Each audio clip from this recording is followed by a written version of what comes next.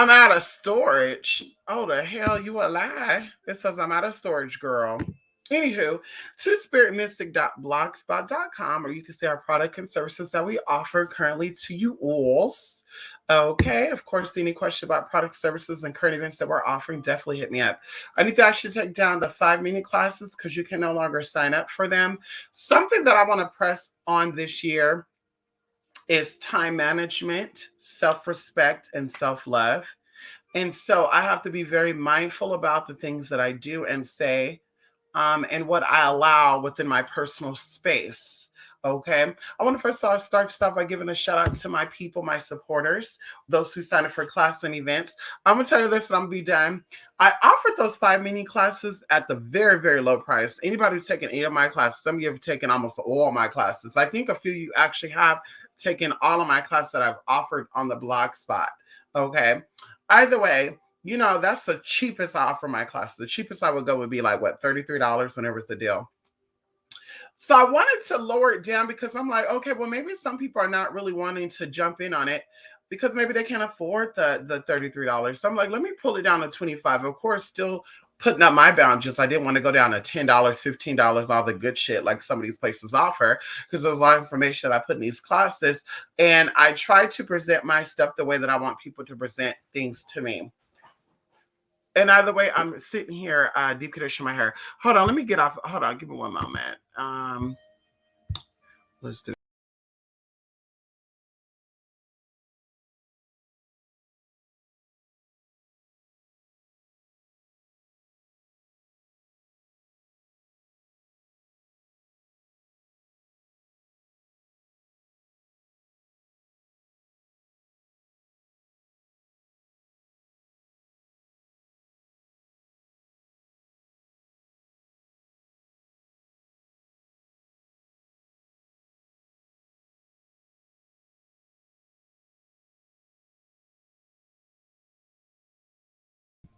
Okay, anywho, y'all, excuse me.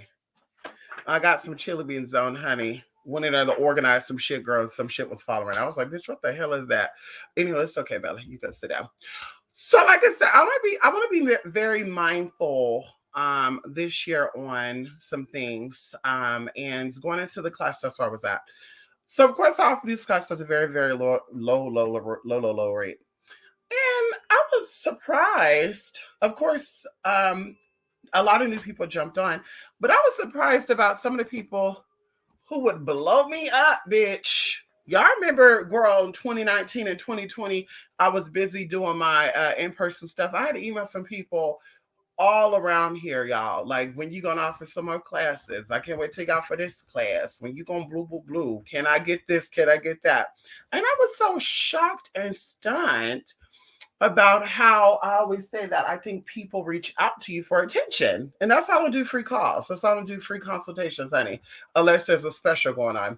And I'm drinking my tea here. It's actually and peach, turmeric, and something else, ginger. Anyway, honey, you got to pamper yourself. And I'm deep conditioning my hair too, honey, just in case y'all wonder what the fuck I got wrapped up on my motherfucking hair. Some deep conditioner, which a lot of you should be doing so you won't be bald. Anywho, so yeah, I said, honey, okay, we're gonna keep it pushing. So 2022, we're moving into a space where, like I said, we're dealing with self-love, self-respect, and we're going to be helping those who want help, right? Those who are asking for help, those who are open to help. But those who are open to help, those are looking for help, they know how to ask. So you don't have to tell people how to ask you for help. They'll just ask. And of course, this is all going into spirit telling me what to do. And I tell y'all, I don't do things the way that I want to do it, how I want to do it, because I learned a long time ago, when you do what you want to do the way you want to do it, it does not work out usually. So I let spirit tell me, this is what you should do. And from this matter, this situation, then you'll know how to go to A, B, C, D, E, F, G, whatever. So I said, okay, now we know how we're moving into 2022. And of course, those of you who've been supporting me since motherfucking 2016, I send so much love and light to y'all. This year, I want to offer some stuff, as I mentioned before. kind of like a thank you to you all. I want to do like a private little session or section where you guys get like little diaries of what I'm doing, what we got going on. And of course, all of it's going to be positive and uplifting. And that's what I want to do for y'all because a lot of you been here, like I said, since day one. And even if you're not paying for casework and you're not getting readings and stuff, you're sending over donations. A few of you even are like, two of you, not a few, two of you are like, listen, I can't join the event, but here you go. Whether if I'm doing a class, a mini class, a big event, whatever it is, you're like, listen, I can't be a part of it because I work, but here you go. Here's the donation for that. And like I said, it means a lot to me because, of course, I don't offer these events because I need money. I offer these events because there's things that we're doing that costs money. And of course, that goes towards that. I work every motherfucking day. I don't ask anybody for any motherfucking thing. So I want to point that out. Of course, like I said, when I cuss and I get loud, I'm not upset. I'm very passionate about what I say, what I do, how I feel, what I think, and all the good stuff. That's why a lot of people don't really give a fuck about me. They don't really like me. And that's okay, bitch, because I live for me, I live by me, and I'm gonna die by me. So, anywho, moving it along. So, of course, the title of the video is Dishonesty Creates Disharmony. Now, of course, this goes into a lot of the mentors that I dealt with in the past and a lot of, positive confirmations, affirmations, and of course, going into the universal law cause and effect, which of course is karma. Just a reminder, what you give out, you will always get back. So our examples or our experiences in life, right, will always display an inner dialogue that we're having within ourselves. It's our thought process, whether it's broken relationships, whether it's broken friendships, or that is relationship, friendships, intimate relationships, business partnerships, these are all relationships. Or if it's going into money issues, health problems, all this lines up. And harmony means that everything is vibrating at the highest that it possibly could. So, of course, the universe is always sending us signs. That's why we're so grateful and we're so thankful to the universe. And we're so thankful and so grateful for our sound minds to pay attention to the universe because some people don't really listen. And some people don't really give a fuck, honestly. Signs come to them and they'll claim they're spiritual, but they really don't pay attention to these signs. And it's like, okay, now I'm starting to see your true colors. And of course, spirit comes in and reminds us. And of course, there's a dream I had last night that made me want to do this video today. So that's why we're doing this video today. I do want to say this too. I do have two students in about 2 hours. Yes, honey. And they might be up in here, they may not be. And I want to get all the classes. If you paid for classes last year, whether it was even December the 29th, you will have all your classes by next Wednesday. I want to get that out of the way. So we're moving into 22 in a whole nother direction, which also kind of reminds me too. Anyway, I'll say that for when I'm done what I'm going to say. So the universe is always bringing us experiences. And sometimes when we're not paying attention to these experiences, then it develops in our physical bodies. So I tell you guys, and going into the 5 mini classes, for those of you who've already taken those classes, some of you that's going to get it, we go over the bodies. There's 7 different bodies, but it's linked to 5 different bodies. Come on in here. And the 5 different bodies connects and it portrays and it projects your reality. So when you're sick in the physical body, regardless of what that sickness is, stomach flu, headache,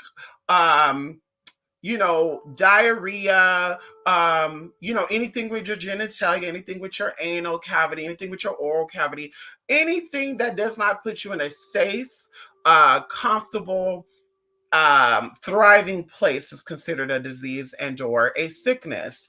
So going into that, the universe will bring us examples. And like I said, if you're not seeing that with your physical eye, if you're not feeling that and you're feeling, mentally not good and you're just like, okay, whatever, maybe it's just me feeling this way. Everybody go through their ups and downs. Then of course it turns into physical stuff where you have to put everything on pause, right? Yeah, and this is so hard to fucking have my hair up like this and talk to y'all, bitch, because this motherfucking hair is fucking wet, it's fucking heavy, the fucking wrap is fucking heavy. It's like, girl, this is so fucking hard. But anyway, but anyhow, going into this, we don't pay attention, right? And so things happen to where we have to stop and pay attention, right? Like we cannot do things, activities that we love to do. Going and get a good example. Going into example, as I told y'all back in the day, when I cut my foot, I couldn't walk regularly like everybody else. But that was spirit, even though there was something going on with that, right? the universe was sending me messages saying, bitch, you need to slow the fuck down. I was doing a lot of stuff, y'all. My best friend could vouch for this. We talked a lot about a lot of stuff. We did a lot of stuff. When I tell y'all there were so many people, it was just so much going on, so much energy. And of course, it was not a bad thing because, like I said, it got healed up within 6 months. And when I went to the doctor, they said that takes anywhere from 2 to 5 years. And anybody knows about any foot cut, we're talking about getting cut directly to the motherfucking tendons and shit. You know that it takes a long time for your foot to fucking heal. Okay. So for it to go from 2 to 5 years to being only 6 months, it's amazing. I feel blessed. And of course, going into, me being connected to my ancestors and me know how to heal. I'm a medicine woman. So me know how to put together concoctions and do all this other good stuff, girl. It all worked out. But either way, Spirit told me to slow the fuck down and to pay attention. And from that moment on, I did. I listened. Spirit spoke, and I said, "Oh my God, Spirit, let me slow down." So, of course, I was still able to move, as I mentioned, physically. I was still able to move and do what I needed to do. Nothing stopped me from, having fun, doing all the shit I need to do. But Spirit definitely said, you need to, pay attention to what you're doing and how you're doing it. So that's when I started putting out these little rules and shit. But either way, experiences happen to us. And when we don't really, really listen, then more things happen to us. And I'm this person that I always tell people this, like, me being spiritual, this is not a joke to me. This is not fun to me. This is not something that I'm doing because, there's nothing else in life that I could do. There's nothing else in life I should be doing. I really am passionate about spirituality. I'm passionate about what I've learned from spirit over all these years and going into me being saved from grace.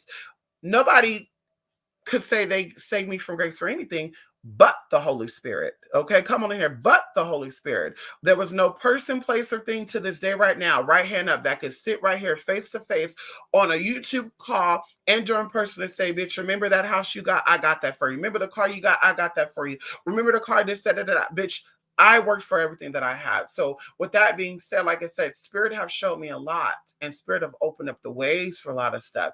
And even going into, I told y'all how I got my first car, work was still done for the roads to be open and to bring in a gifter or whatever. And that's how that worked out. And so, like I said, I'm always giving thanks to Spirit. And that's why Spirit is the head of my life and my guiding light. And I will always put Spirit before a person, place, or things. And if people want to get offended by that, so be it. But it's why a lot of people have a lot of disharmony because Spirit, being connected with Spirit is harmonious, right? Being connected with Spirit is glorious. When you're not connected to Spirit and you dishonor Spirit, okay, dishonor, dishonest, then you start to detach from Spirit. You start to detach from the real purpose that Spirit have for you.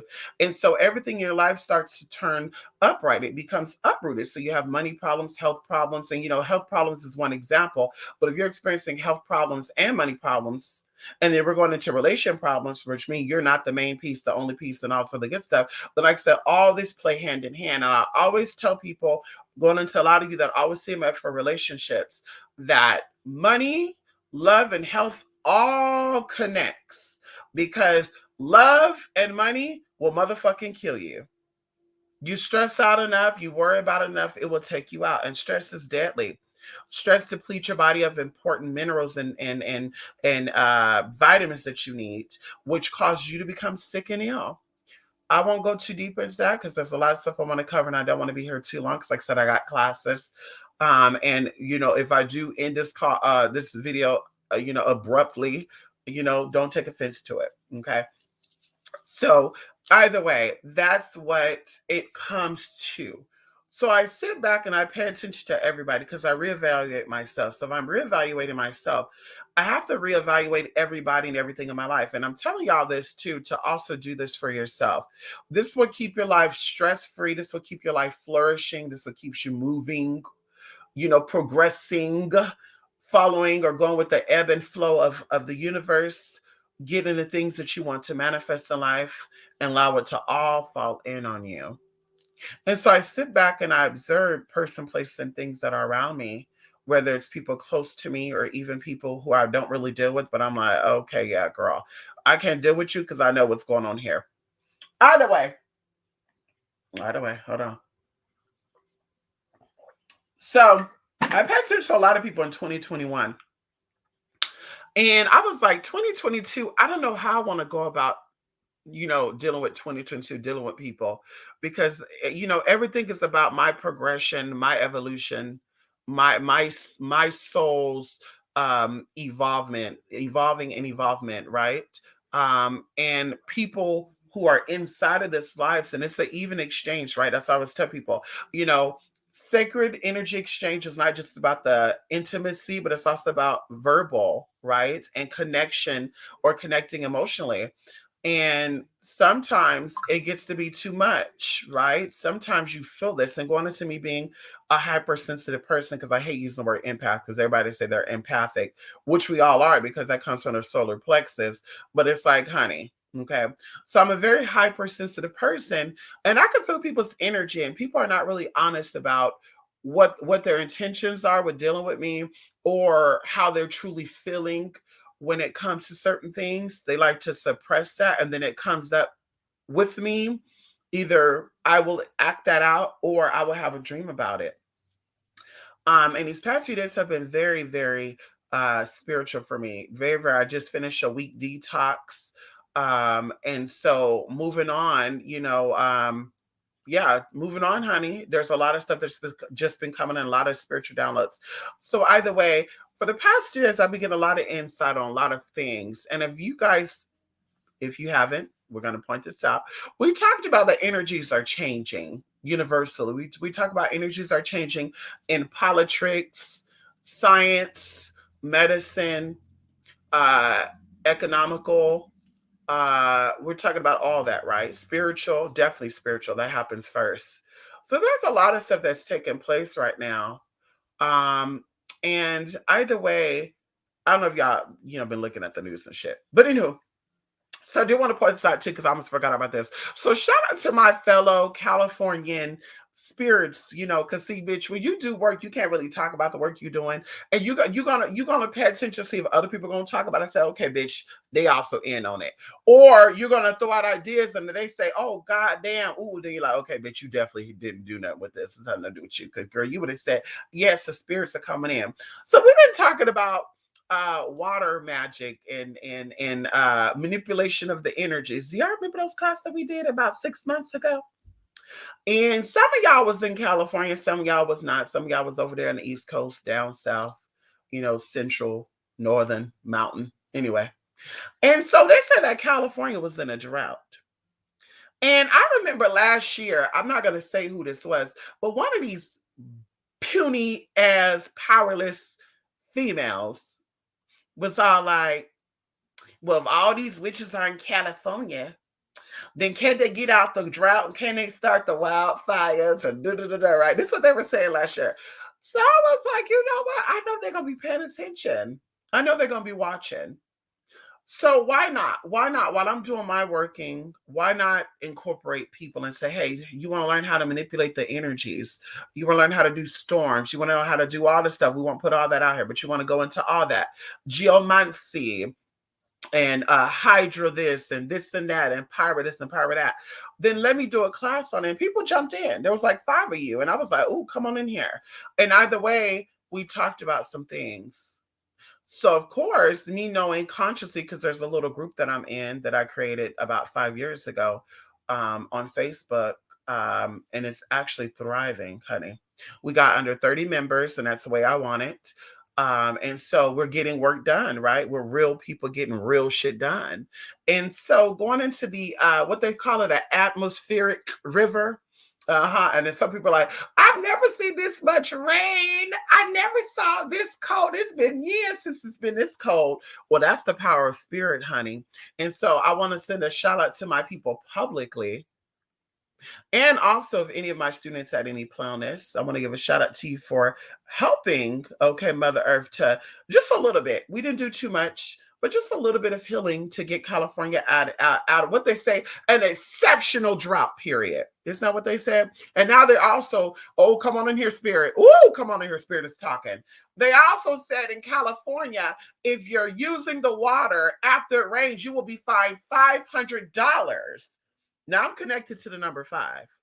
Now I'm not saying, but I am saying. So, bitch, use this water, girl, after good old Mother Earth done blessed us with this water. bitch, you gonna be fined $500 motherfucking. And I hope they raise the motherfucking $5,000, bitch, because y'all be so disrespectful to this earth and talk about y'all witches and warlocks and sorcerers and magi's and necromancers and shit. Y'all so disrespectful.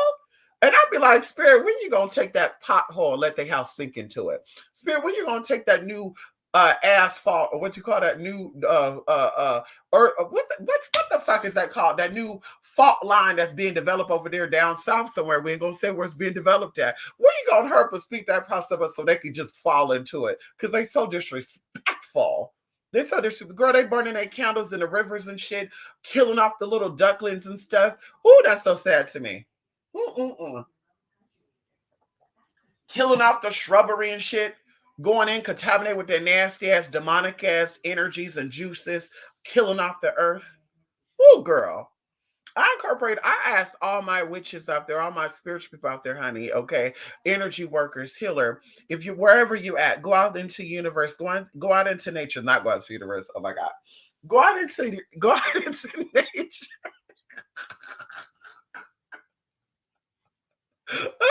If you're watching, that was an insider. Okay, anyway. And they know who they are because we just talked about a singer the other day. She got a song called "Send It Out to the Universe." Anywho, so go out into nature and give nature that loving light. Okay, ask nature to heal, to block out any negative energy, any bitch, warlock, witch. Oh God, it's just so much I want to say, honey. But I'm trying to keep it cute, girl, because I know that YouTube is being very sensitive with what you fucking put out there. But just, to repel any motherfucker that want to do some negative work. They out here going out, they poisoning, contaminating the earth, bitch. Ask spirit to get them together. Ask Mother Earth to get them together. And that's it. So anyway, going into this. So of course there's been a lot of stuff being revealed, as I mentioned, and you have to learn how to place your boundaries and disconnect, and like some people are being dishonest, they're being disharmonious. And when they're being disharmonious, they're gonna sink. And when it comes to relationships, let's talk about it, they're gonna sink that ship, whether it's friendship, intimate relationships, business partnership, brothership, fellowship, they're gonna sink that ship. And I'll be damned if the ship that I worked so hard to build, regardless of what that is, will sink. Because in every experience that we have with others, we learn things about ourselves, very valuable things about ourselves. And so going into that, every relationship that we have, although it is an experience that the other person is also experiencing, we are learning something from every person we encounter that we deal with personally. So we're dealing with people personally, either for one, our nightmares, either for two, our fears, well, that'd be the same thing. Or our love for self. Love for self would be connected with person, place, or things that are about your betterment, progression, and evolving, right? Which also is the love, right? That deals with love, that deals with positivity, high vibrations. Dealing with things that are disharmonious and or negative would be we're dealing with people out of fear. I want to deal with them. I want to keep them close because I know they have things on me that could probably expose whatever the hell it is. Because we know a lot of people have relationships like that. Going into old people I dealt with, honey, they were friends with each other because they knew secrets about each other. They really didn't like each other because, honey, they both would get on the phone with me and talk shit about each other. And I'm like, okay, girl, y'all really don't give a fuck about each other. But honey, they both had shit on each other. Okay. And so anywho, one of them passed away, they actually exposed it. But either way, so that's what we do when we deal with people. But for me, I only want to deal with people out of progression, evolving, um, you know, you know, going on the journey with me, the cosmic journey, for me to retrace myself, to find myself in this life. And if I ever feel any type of discomfort, or even though getting out of your comfort zone is definitely needed, which I will talk about that a little bit. But any type of discomfort with me, or like, oh girl, that bugs me. This irritates me about this person. And I always think about it, then it's like at that moment, I have to step back because you're not syncing me with that energy. And I'm gonna say this because I'm gonna kind of segue into this. We cannot judge people on the things that they do, right? Because their life is their life, right? The choices they make, they have to later answer to them. And karma is really, really real. And this is why, even coming into my age and me becoming an older, wiser person. I'm still young, but I'm definitely getting older, as many of you know. I still, I've changed the things I used to do. When I was like 21, 22, 25, 26, and even 27, I did things without really being conscious about them, right? Like I would do things and I would say, well, if that's not really my business, because if that person really cared, then they would have A, B, C, D, F, G. But I feel like sometimes the universe give us experiences or all our experiences for us to learn from, but the universe will give us experiences for us to really step back and to pay attention and say, well, you too are going to have a chance where you're going to be in a situation, and if someone did this to you, how would you feel? And so, like I said, I befriended people and I've dealt with people personally that kind of they're kind of going against my personal beliefs and my personal morals. And so I kind of dealt with it, like, well, that's not my life, that's their life. But like I said, going into what I've been feeling for the past few weeks, and even going into what spirits have shown me for the past few days, and even going into last night, which of course I will lightly go over it. I was in a gem store with a lot of crystals, and they were beautiful crystals too, very big, beautiful crystals. And a woman appeared, right? Because when I'm in this shop, I'm hearing people, but I'm not seeing anybody. I'm the only one there. And so the woman comes over looking very funky, right? Just like hippie and stuff. And was like, any of these crystals would do. Like she knew what I was looking for, even though I didn't know I was looking for, right? And I saw all these little stones, right? And of course, one of them stood out to me. And I knew what this stone represented. And immediately while I'm looking at this stone, I'm getting feelings. And I said, oh my God. So that's what fueled this video today, right here, right now, of what I'm doing now. So, like I said, I've got insight on people. And every single day we have a chance to be, and this is where I'm gonna get with it, I'm gonna be done. Every single day, we have an opportunity to work towards our goals and our dreams. Okay. Every minute we have, every breath we're able to take, we have another opportunity to live out our best lives, right? To do things for us, right? That will better us. And even going into past trauma, childhood trauma, we have opportunities that are presented to us, especially if you know me, because I always talk about past trauma and letting them go. And even some people I know they were kind of resentment with that. And girl, anywho.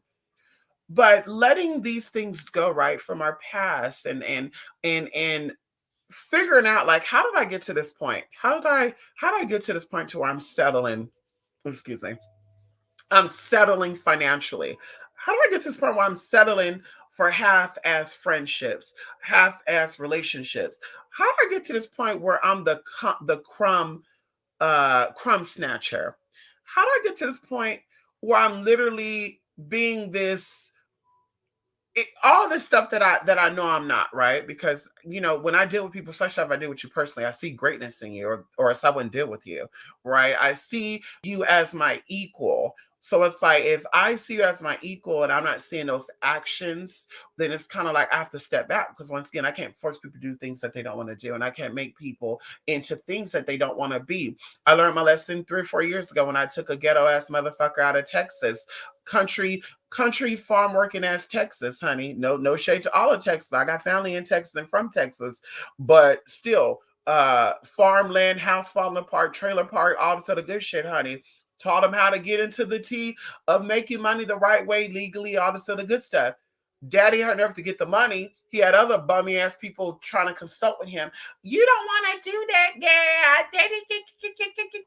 So what he say? Mia, I have to tell you right now, I can't do no more work for you because my people are telling me that. And I just said, honey, that's the motherfucking devil. So you want to be in the projects, girl. You want to be on that farm, girl. You want to be 20 minutes away from the motherfucking city, bitch. You want to be drinking green water and fucking girl eating fucking noodles and shit every day. Go ahead, girl. So anywho, I just learned that you cannot force the horse to drink. And I put a lot of time and energy into that person too, y'all. When I'm telling y'all, stand up until 1 o'clock in the morning, waking up at 6 o'clock in the morning, because we're in two different time zones, to coach this person, advise this person, it was a lot. And so I don't want to go back down that route again, honey. I learned from my experiences. So like I said, me seeing people's potential and them not living up to them wanting to settle, it's like, okay, honey, I have to let you live the life you live, but I'm going to be over here. You know, at that point, if we ever come across that point again, if we meet up again and our similarities attract us again, so be it. But all day, every day, communion and stuff, that will not happen because you're taking energy from me, that you're not utilizing it. And the same thing with you. The energy you give me, I'm obviously utilizing it because once again, I wouldn't be connected with people. And of course, this goes with everybody. This goes to business, personal, friendship. It does not matter. Of course, my mother is the only relationship that I will have genuinely always, regardless of what happens, because she gave me motherfucking life. Okay, I told y'all before I don't deal with my dad. And of course, it's not because he don't want to deal with me. It's because I choose not to deal with him. Okay, I forgave, I forgot, and I'm moving on. Okay, and so with that being said, a lot of shit has been going on with people. And people are not really utilizing their potential and their gifts. And like I said, when the universe is sending us messages and we're not really paying attention to these messages, then those of us who are next to these messages, right, or next to you that can see these messages, the universe is like, okay, bitch, it's time to get out now. Because the people are not paying attention. And I told y'all, ending up, well, I didn't tell y'all, but ending up, I've been helping someone this year with, or last year with some stuff. And literally, I want to say 2 weeks ago, maybe 3 weeks ago now, they were like, listen, I'm washing my hands with it. So that was spirit telling me, okay, they're releasing some energy. So you still deal with them the way y'all deal with each other, right? But other people, I don't feel like they're paying attention to the universe. I feel like they're taking everything for granted. I feel like they're not really utilizing their energies. They're using their free time on bullshit versus progressing and building. And it's really, really sad. And honestly, I go to bed thinking about it. I wake up thinking about it. And it's not a bad thing because it doesn't keep me up at night. It doesn't wake me up out of my sleep at 3 in the morning, like, what the fuck is going on? But it does make me think, like, if I'm you and you are me, or I'm a reflection of you and you're a reflection of me in this life, that's why we're connecting with each other, then what's stopping you from moving forward? Because this is where we go as a spiritual being. We move obstacles out of our way to get to the better place or the higher place or the destination we're trying to get to. So to sit back and be like, I have the power, but I don't really want to use it. It's like, okay, honey, well, you go over here and be powerful and not use your power. You go over there and sit down, honey. I'll stay over here. Okay. And like I said, I'm not saying this in a way of saying like I'm not connected no more. I don't want to befriend these people. I don't want to connect these people, but I'm prioritizing, and I hope that they prioritize as well and put real shit, serious shit before all the other shit that does not really even matter. And then utilize the people that really support them and love them. And then the people that are just using them, they put them in the far back, right? They use them as the last resort versus the other way around. The people that are using you, they're first. The people that are there to really support you, they're second, right? And then your business or your way to live is third. And like I said, I don't got to go into examples of that, but we talked about disharmony and being dishonest. When you are dishonest with self, when we know that there's trauma, when we know there's blockages that we're not fully done dealing with, right? We are becoming disconnected from our real reality, right? Our real self, which is reality, right? We're becoming disharmonious, right? With what the plan of the universe has for us. And ultimately, we're actually, making our ancestors look down upon us and say, bitch, you know, uh, yeah, honey, you gonna learn eventually, but bitch, you ain't living out what I created you to be fully. And of course, people want to think that, that goes into the sense of, being gay or being this or being that. Your ancestors don't give a fuck about that. Your ancestors in the spirit knows exactly who you are. What they care about is that you're here fulfilling your spiritual purpose and helping those along the way. Because that's what we're all here for. We're here to live out our reality and to help those along the way. And so, like I said, when I sit back and I see people, settling and, you know, you know, One, listen, we're gonna say this. One experience, right? There's two experiences that I can actually give example for. No, there's two experiences that I'm gonna give you an example because of course I don't want people to think that I'm talking about or bashing just them. Okay, so it's everybody. Okay, everybody, girl, everybody. Like I said, we're not saying my names, so I'm not putting it out there. I'm just expressing how I feel and what I've been observing. So one good example, being in a relationship with someone that's very, very abusive, not just verbally, but mentally and physically, right? Because abuse is multiple, there's multiple ways to abuse you, right? It doesn't just have to be hitting you, it could be shut the fuck up, it could be no, you not. You know, hey, today I'm going out to go get me this and that. No, the hell you not. Today I'm trying to better myself. I want to make money. There's a money making opportunity for me that I'm trying to get into the legal way, the honest way. And they're like, no, you're not. That's abuse, manipulation, controlling. That's abuse. Going into, oh, yeah, that makes you look a little fat. Oh, that makes you look a little skinny. Oh, shit, you're really gaining a lot of weight. Oh, shit, you're losing too much weight. That also is a form of abuse. They're not building up, they're taking away. Going into getting physical with you, pulling out guns on you, pushing you, right? Right in front of everybody. Everybody's looking at the live, everybody's on the phone with you, and they're saying, shut the fuck up, bitch. Like, your man talking to you like that? Your husband talking to you like that, bitch? Bitch, two things. And like I said, because I was in an abusive relationship, so I know what to look for and I know what I will not tolerate again. I ever been in a situation like that again, which I know I will not because I know we attract what we are. When we are harmonious with self, we attract harmonious relationships. When we are disharmonious with self, we attract disharmonious relationships. And even going into being dishonest with self, we attract disharmonious relationships, disharmonious experiences. And these disharmonious experiences affect us mentally, spiritually, monetarily, and physically. I don't know if I've already said that, but it turns into health issues. So even going into how we view ourselves, now we don't love ourselves enough. Now we see ourselves as a fat, nasty blob. Now we see us as being too skinny. Now we see us as, oh my God, I hate the fact that when I hold up my middle finger, it turns this way. These are all reflections of self that people have placed on you because you don't know going into a baby. And I mentioned this going into the Omicron event. We're all inner children still. We see ourselves as children regardless of how old we are. So we love the child in us, right?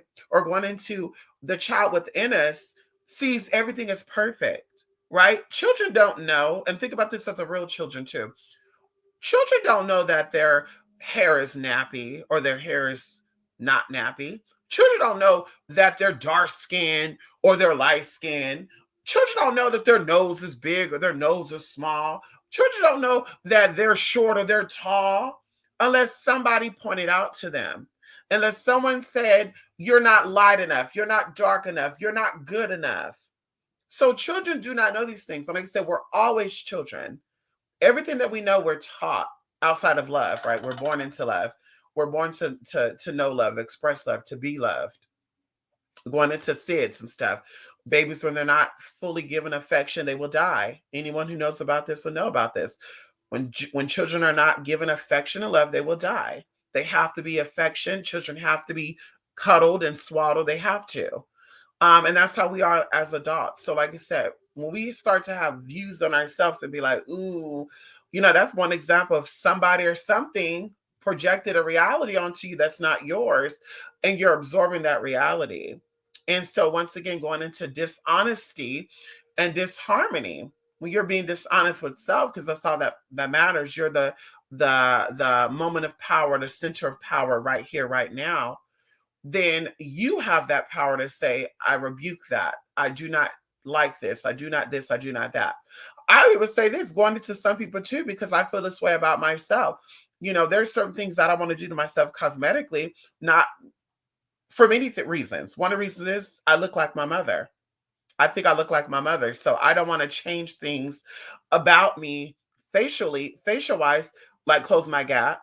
Because my mom have a gap. So it's like I would feel like that I will be disconnecting from my mother if I did things like that. And so I've heard other people say things like that to many people throughout my whole life. And even recently now, like about 5 or 6 people I know that said stuff like that. Like, I don't want to be, I did this in honor of my mother. I did this in honor of my father. But yet they will say, I want to do this, that. And I'm like, wait a minute, but you look like your mother or your father. So if you do that, you're not going to look like them. So it's like, yeah, now we know this is trauma coming up. And so anyway, like I said, those are just examples of that. So when we start being honest with self and we start being honest with there's really some issues that I need to let go, there's really some traumas I need to let go, then we will start to see our relationships take off. And some that I even posted 2 or 3 days ago on my Facebook, I mentioned about a lot of people don't want to love themselves because they know that if they love themselves, then relationships will change. And it's true. When you love yourself 100%, people that were in your life when you were broken and unhealed, they will start to fall away. And that's why even going into relationships, as I had a conversation with one of my friends about their parents, because we were talking about their parents and how their parents, are experiencing stuff. When we're in relationships and these relationships ended through brokenness, broken heart, whatever it is, we were not connected anymore. Whatever the case is, brokenness is. We need time to heal from these relationships. When I said we need time to heal, if it's a 5 year relationship, honey, you're not gonna get over that in 1 year, 2 year. Okay. If it was even a 2 year relationship, you're not gonna get over that in 2 or 3 months. You need like a year or two to fully heal and detach from that to refine yourself because you really lose yourself. In every experience that we have, we either lose a piece of ourselves and only that, or we lose a piece and we gain another piece, right? We're always upgrading, we're always getting downloads with all of our experiences. So, like I said, in relationships, it's very, very important to put self first, to love self first. And when you love yourself first, then of course you will attract harmonious when you're being honest with yourself about everything. And I know this is that. I know, and I told you I'm going into me getting therapy when I was 19 years old. Okay, and still being continuous with it every few months. Still going into that. That goes into me knowing, okay, if I continue with this baggage and this luggage, then I'm going to continue to attract experiences to me that I don't want to deal with. So we have to be very mindful about everything that we do and do all things with intention. And don't just settle with things and persons and places and things just because it makes you feel good. Just because you think you want this. Long term wise, where do you see this going? How far you see this going, right? What did this person do for you that you don't do for yourself? Like, this is where we start getting into real relationships. Like, what does this person do for me that I don't do for myself? What did this person taught me about myself that I didn't know about myself already? And if you look back, you're like, bitch, we were friends for 5 years. We were close for 5 years. We were dating for 5 years. And you're like, damn, they didn't really teach you anything about myself. Then it's like, bitch, why are you with them? And so, like I said, being honest with self, loving self will create more better, honest, not more better, more honest experiences, more loving experiences. You will see things for what it really is. And you will be complete in the situation. When you're being dishonest with self and you're being disharmonious with self, then you become partial accepting, right? Partial accepting, partial denying, right? So now it's I'm half. Maybe you're a sideline piece. Maybe you're settling for a person you only see once or twice a week. Maybe you're settling for a person who don't really support you the way you want them to support you. Maybe you're settling for a friendship to where you're like, bitch, this is what I want to do. And they're like, listen, I don't see that for you. We settle when we're halfway in, halfway out. When we're fully in, that means fully in with self, fully connected with self, then we start to say, yeah, bitch, I'm not willing to be that. I'm not willing to wait on you. And I told you, I'm telling y'all from experiences. I've been there, done that. Going into a personal relationship to me that I always think about when I think about partially accepting, partially denying. I knew a guy when I was in high school, right? And the weirdest thing about it is I knew him by seeing him, right? And it's a little story and I'm gonna be done. Okay. Yeah, it's 11, 11, 14. So this I knew this guy kind of through passing, but I knew he would look at me. But during that time, I was like a shy person. So I was like, and I told y'all this, like, you know, just in case you don't know, I'm transgender. I did not start physically transitioning into my full womanhood until about 18, 19, right? 17 and a half is when I left out of my parents' home and I started discovering who I was as an adult, right? Um, but yeah, 19 is when I really said, okay, let's do this, let's do that, let's get all the legal stuff changed over, all this other good stuff. So either way, people always treated me in high school as I identify as female. And I didn't have to say, see me as this, see me as that, but people treated me as such, men and women. I had a lot of girlfriends. I even told you I dated a lesbian woman. Don't ask me how that happened, but I did. Her name was Jennifer. Shout out to Jennifer. She looked like Carmen Electra. She sure did. Girl, she fucked up my mama's credit though. Girl, bitch, Jennifer, girl. Anyway, so, and then of course, going into the guys who would like flirt with me, hit on me. Like my brother had a friend who would always give me a ride from school to home, y'all. And I didn't know that he liked me until, and he was probably like 17. He had this old school car, y'all. Oh, let me stop because I'm probably giving out who this is, and people are watching. I'm kind of dry snitching. I got family that watch it. Okay, so anyway, so he had this car and he would take me home and one time, I think that he was about to get into a fight with somebody, and he told me to hold something for him, right?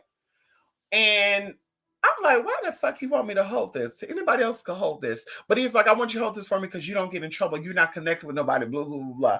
To make a long story short, that's when he confessed to me that he actually liked me. And I was like, what the hell is going on? This man likes me. And then I remember Adam. Adam was an Italian man. I won't say his name, but Adam got his butt whooped by my brother because he literally was trying to hump me in the trash can, y'all. Y'all believe this motherfucker? This motherfucker was trying to hump me, girl. He was a 10th grader. I was a ninth grader. He was trying to push me in that trash can area to hump me. And girl, we were passing from the C building to the S building.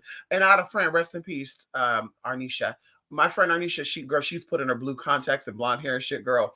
Anyway, girl, we were passing, and she looked up, and I'm like, okay, she's looked up, girl. No, it's my brother. Girl, Adam come on in. He pushed me into the little trash can area. Was trying to hump me. My brother come around. He's like, what the fuck is going on, bitch? My brother fucked him up right then, and I was like, oop, I gotta go. Anyway, so fast forward, and like I said, people have always seen me for the woman that I am, and I didn't have to say this is me. They just, I guess, me being feminine. I don't know. Either way, so this guy would always watch me, but I'm just like, ooh, why is he looking at me? He probably want to beat my ass. He probably not, into the femininity. And then the friend that I had then, her name was Raina. Shout out to Raina, who later on became friends with one of my people I know. We're not friends somewhere, but one of my other people. Idaho, she was dating this guy, and then this guy would always, when he would see me, he would like step over and shit. I was like, what the fuck is going on here? Anywho, that was his best friend. So fast forwarding, when we turned 18 years old, I came back into contact with this guy and he was being deported to Afghanistan. And, he's like, I need to see you, right? We started talking, I want to say February of this year in particular. And he's like, I need to see you. So April, I believe he was deported to Afghanistan. So he's like, I need to see you. So, bitch, you know me, girl. I put on my heels, my tight jeans, my tight black shirt. Back there, I used to put water balloons in my titties, girl. Make it look like my titties were big, girl. Anyway, and I was like, bitch, I'm gonna be cute. So when I'm sending him off, I want him to think about me. So sure enough, he see me at this park. And I'm putting a lot of twitching on it, girl. Like I'm really, girl. Like I make sure I'm shaking it fast, girl. Those tight jeans, girl, got the crack of the ass showing at the top. I'm making sure, honey. I could tell he could not just keep his hands to himself. He literally, this was hours before he was leaving too. So we kept into contact, and of course, this man did not tell me that he was married. And I knew him before he got married because he got married a year after we got back into contact with each other. But he was sneaking around. And of course, I was like, how the fuck, looking back on it, like, how is this man married And this wife not know that he's talking to other people. Like, girl, what are you doing for you don't know what your man is doing? Like, that's just some crazy shit to me. And if we're going into woman intuition, and I'm not victim shaming, but there's no way on God's green earth, unless I'm not really in love with this person, I connect with this person, that I'm gonna be sleeping with this person. We're sharing DNA with each other through sex, whether that's intercourse, orally, doesn't matter. Because she had babies by this man. That you not get download. Because I got download about you, boo-boo. And when she called my phone, because the woman called my phone, we had a woman to woman talk, girl. And you know, I had a lot of questions. And I said, girl, I had dreams about you, girl. You know, and I told y'all this about this lightly too. Let's talk about it. So of course he got married. He didn't tell me. And he was married for 7 years, y'all. I found out 5 years after they were married that he was married. So we saw each other every time he had a break and he came back home. I saw him and he would send me gifts. I would send him gifts. I have flowers like once or twice a month, just all this shit. And when I get out, babe, we're gonna get together. We're gonna get married. We're gonna get your surgery. Blah blah blah. Whatever you want. We're gonna be blah blah. You know, he was a Sagittarius man too. By the way, he was a fucking Sagittarius man. And see, I just can't stand a motherfucking Sagittarius man because they fucking liars and they fucking tricks. They tricks and they motherfucking lie. Anywho, so he, you know, I had a dream and literally Martin Luther King, literally he was coming down and at this time y'all lived in this apartment, y'all, it was hunted by, you know, anyway, I want to get into that. So I had a dream 2 days before he came down that I'm in this mirror and I'm pregnant. And bitch, I'm just rubbing his stomach and I couldn't see my face at first, but I'm seeing me rub my belly and I'm feeling this baby move inside of me, y'all. And it felt so fucking surreal. I was like, what the fuck? So I was dreaming this whole damn time. I'm really actually a cisgender woman. So, bitch, you know, this is what I'm thinking of shit after I got up. Girl, anyway, bitch. So I get up and I'm like, I had a dream about a pregnancy. And I'm thinking, okay, this means death. Something is ending. Somebody is dying. Something is going on. And there's somebody's going to get married. Right. And so none of this stuff came to pass. And I want to say maybe he came down 2 days after this. So we're talking and, you know, we're doing our normal thing. And he has his uniform on and we're, oh my God, baby, I miss you. And he doing what he does. You know, he likes to kiss my wrist and kiss behind my neck. You know, just all this little lovey-dovey stuff, y'all. So finally, you know, we made that connection. So he goes back home and he was going to see me again before he actually went back on tour, right? He was going back to Afghanistan. So either way, y'all, when I tell you that I had another dream, it was a vivid dream. I fell down some stairs. I fell down some stairs and I was pregnant. Fell down some stairs and I got up. I lifted up my shirt and I had bruising on my stomach. And I was like, oh my God, my baby. So I just started getting so emotional in this dream. And I got up. I don't know why, but I got up from these stairs, right? It was like an apartment. I got up from these stairs and I'm getting up and I'm like feeling myself get up these stairs and I felt so heavy. I get to the top of the stairs and there was a mirror there. And I look in the mirror and I saw myself, y'all, and I'm getting chills right now. I was a white woman. I was a white woman. I was pregnant. And I immediately, bitch, I got up. I was like, oh, hell no, bitch. I got up. And I immediately thought, I said, oh my God, someone I'm dealing with is pregnant. I'm, oh, bitch, so, bitch, someone I'm dealing with got somebody motherfucking pregnant. Bitch. So I asked him, because he was the only one I did any type of sexual shit with. I said, hey, you know, you have a girlfriend or wife or something?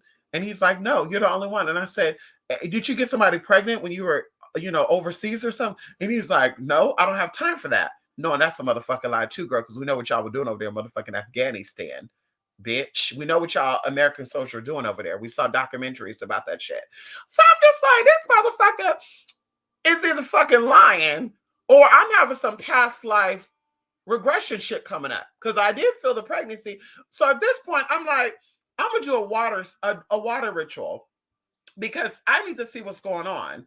So I remember going to the store, went to Dollar Tree. I got some rice, I got some rose petals, I got all, you know, did all my little water ritual. And sure enough, bitch, sure fucking enough, I asked him again, you got somebody pregnant? No. Oh, okay. Because I had a dream about pregnancy and I had bruising on the. Bitch, I want to say like maybe 3 days after I did this water ritual, I get on YouTube and somebody's commenting on the video and how she found it was the email. The email that was connected to the YouTube was also the email that I was emailing him with and all this other good shit. And I asked her, what she looked like. She sent me a picture of her, and I said, yeah, I had a dream about you. I was you. You were pregnant. Probably about 5 or 6 months pregnant. She confirmed that she was pregnant. She was actually 7 months pregnant, and that he used to hit her. So of course I was in denial. Because I was like, how could this loving, gentle man be abusive to this woman? Like, he was not abusive to me. He wasn't even controlling to me. Like, this just doesn't sound right. But it all made sense to me. And so, of course, she sent me pictures of him because he was actually in jail during this time for 5 months, actually, for abusing her. And she sent me pictures of her stomach and stuff. And I said, oh my God, that's what I fucking saw in my dream. So it was just an out of body experience for me, like, damn. And so moving on, I vowed to never be that side piece unless I'm paid. I vowed to never settle for a man who don't really know himself unless I'm paid in that relationship. But I will never get emotionally connected with this person because he cannot be emotionally connected with me if he's emotionally connected with his wife.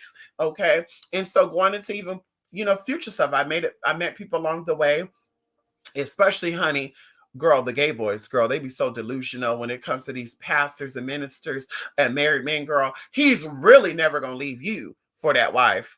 Girl, don't get fooled with that, honey. He clearly likes for JJ and he clearly likes the woman image. He's never gonna leave that for you. And then, of course, one of the gay boys, and it was like, well, oh, this sounds like a deja vu now, girl. Ooh, well, she don't want to give him up. I don't want to give him up. So we both willing to settle. You don't love yourself, then, honey. I'm gonna say his name. It starts with a D. I'm gonna say his name. Either way, I was like, yeah, but that means you don't love yourself, and she don't love herself because, honey, you can find better. She can find better. I'm not settling for a half-ass nigga because that's what you're doing. You're getting a half-ass man.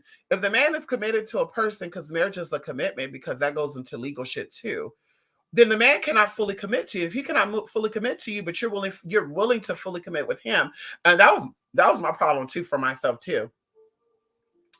Even after I found out that this man was married and he promised that he would divorce her, y'all, I told y'all, girl, this dragged on for 7 years, bitch. 2015 is when I put my motherfucking foot down like Kuta Kinte, except for my foot didn't get motherfucking cut off. I put my foot down, and I remember I was going somewhere to go get some hormones, and he said, if you want me to, I can give you a ride there because I got stuff I need to tell you. And I said, motherfucker, you don't need to tell me a motherfucking thing, even on the back of my mind. I'm like, damn, I really want this man. I grew up with this man. This man knew me before all this tea. He knew me after this tea. He loved me during this tea. That was the tea right there. I was like, this man knew me before I actually transitioned. This man knew me when I was starting my transition, and now he's seeing the beautiful butterfly that I'm becoming. So, bitch, I feel like, damn, this man is for me. Motherfucker. This motherfucker was like, let me give you a ride, girl. I said, no. I told him that I was taking Amtrak. This motherfucker showed up to the Amtrak station, y'all, at 6 o'clock in the morning.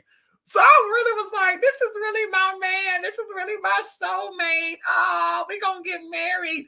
And he said, yeah, we in divorce court right now. And when the divorce is final, baby, I'm making it official.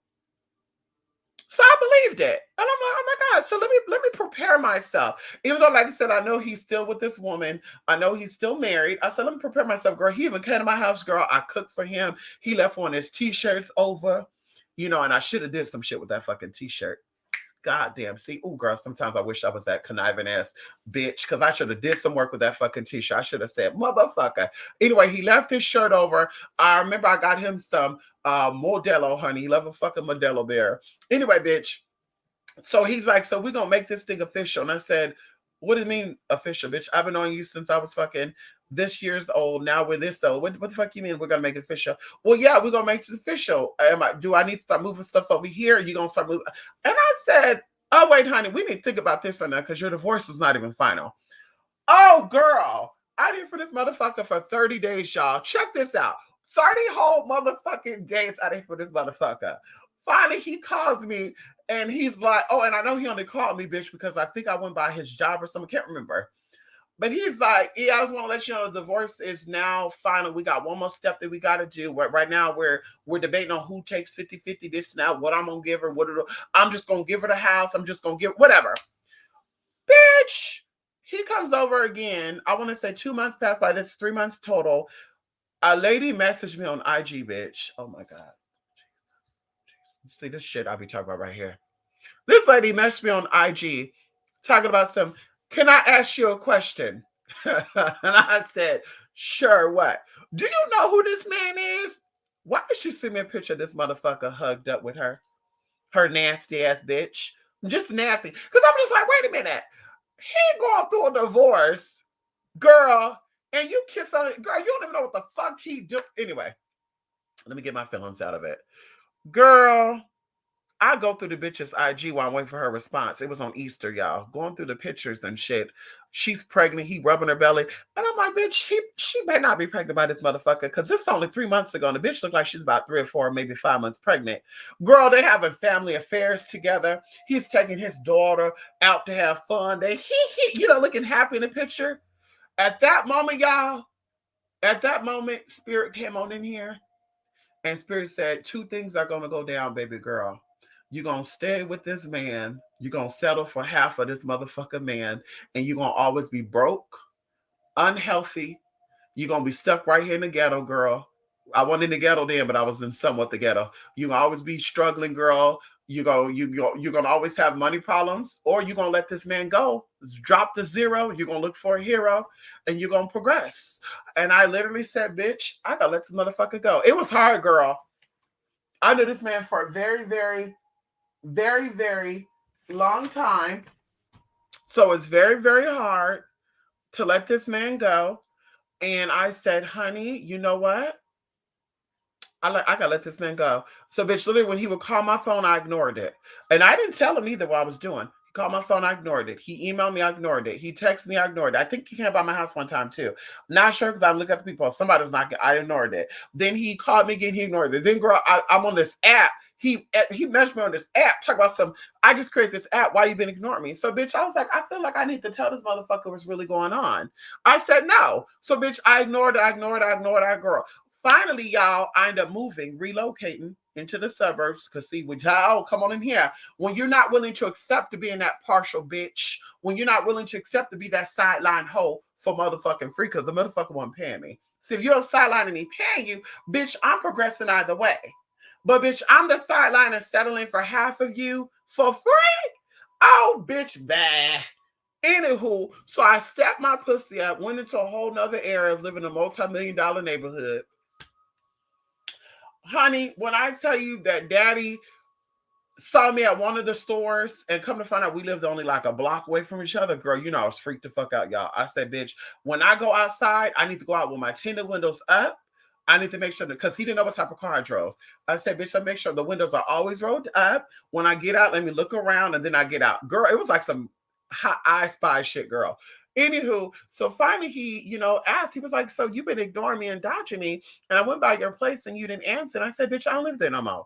Second of all, I found out that this lady was pregnant by you. And first he denied it. And he's like, okay, yeah, but it's because you were playing games and da da da. And I'm like, no, honey, you tell me you're going to be divorcing your wife. Literally 3 months later, this lady is 5 months pregnant. How's that possible? That means you were talking to her, you were talking to me, you were talking to your wife, and you probably had other people involved. And I feel just so disturbed by that because, yeah, oh girl, I'm just disturbed by that, thinking about it right now. So I told him, I gotta let you go. So he's like, what I mean? Yeah, I can't deal with you no more, honey. Bye. So I don't give myself that emotional withdrawal. Bitch, I hung up that phone, blocked him on everything. Of course, when I got on certain apps, I saw him blocked. Okay, keep block, skeet, block, scout, block, milk, block, everything I was on, bitch, I blocked him on. I said, yeah, bitch, I don't want to deal with him. And then I think somebody messaged me and honestly it was like, you don't know who this is. You don't know who this is yet, but just give me one more chance. Block. It could have been anybody because he wasn't the only motherfucker I dated, honey. It could have been anybody. Block, block, block, block, block. I said, girl, I will not settle in no relationship, whether it's intimate, personal, friendship. I will not settle. That's what I say going into my old friendships, girl. I was a friend with somebody for 10 years and I cut that friendship was cut off like that, baby girl. Looked back a couple of times, but we did not reconnect because I said, bitch, we ain't doing that. When my sister passed away, the motherfucker reached out and was like, let's kick it, let's kick it, let's kick it. And seriously, bitch, I can't kick it. I said, yeah, bitch, done. Bye. Keep moving, girl. I'll kick, girl. Mm-mm. So like I said, we cannot settle. When we truly love ourselves and accept ourselves, there's no settling, honey. There's not no, I'm the sideline and I'm loving it. Then it gets into fake relationships and playing house. And I don't want to be a part of that. Like, I don't want to be a part of that. I can't tell what you would say, but I don't want to be a part of that, girl. My man. Yeah, honey. No, no shade. Girl, I got two friends that always say that. My man. Girl, that's not your man, girl. That's somebody else's man, and you're just a friend. That's your friend. That's your homie loving friend, girl. That's not your man. It's like I said, I just can't live in that fantasy stuff no more, honey. When it's official and he not dealing with his baby mama or he not dealing with his wife, and or you say you getting a cut out of it, whatever. Even then, bitch, like I said, that's a stepping stone. You're still not emotionally attached. When there's money involved, you're not emotionally attached with this energy. And then of course something kind of broke the camel back, which I'll save to have this conversation with somebody, because something happened a couple of days ago, and they said something which broke the camel's back. Where I was just like, wait a minute. I mean, let's talk about being honest here. If I'm going to tell y'all this, I'm gonna be done. If I'm going to openly tell you about the good, I'm going to tell y'all about the bad too. I'm not going to just be here and be like, y'all, let me be honest with y'all about A, B, C, D, F, G, bitch. I'm going to tell y'all about everything. I'm going to tell y'all about the stray bullets that hit my car that I got paid out for that's going to be getting fixed this month. Girl, I got to go take it out and shop on a good share. Girl, I'm too busy for it right now. But I got paid out for it. Other way. Bitch, whatever comes up, I'm going to talk about it. And then on the flip side, like I said, the good shit. Y'all, I got AB. Now, we don't put everything out there because I know that haters are always watching. But still, I'm going to share with y'all. So, like I said, with relationship too, bitch, love, whether it's friendship or relationship, and like I said, I'm be done really, really, really, love is honest. Love is pure. Love is intentional. You don't lie to people you love. You don't keep secrets from people you love. You don't hold back things from people you love. So if you're going to tell your husband, your boyfriend, your wife, your spouse, even going into one of my friends, how she used to do, she used to tell the bad shit, but or the good shit, but not the bad shit. If you're going to tell, girl, love you, sister. If you're going to tell your wife that I'm asking y'all about your sex life, tell your wife that you asked me about my sex life. So we can all get it. So your wife sit here talk about some bitch. Our sex life is out of the question. Well, mine is too. Your wife asked me about when the last time I got some dicks. I asked her when the last time you gave her some poom poom. So, bitch, we both asked the question, hun. And the same thing with all that. So you're gonna tell them the good shit, like, oh, today I'm working. Today I'm going out. Oh, today somebody gifted me something. A man gave me this. Then tell them that shit. Today I want to suck a dick. Oh, babe, just let you know, yesterday I fucked a guy. Joe, babe, just let you know, I was at the gas station and a guy was eating my ass from the back. Like, tell them everything. So I was just like a little taken back, like, so this is the devil. This is the enemy, or this is that disharmonious energy moving into the situation. And my 2022 will not be about that.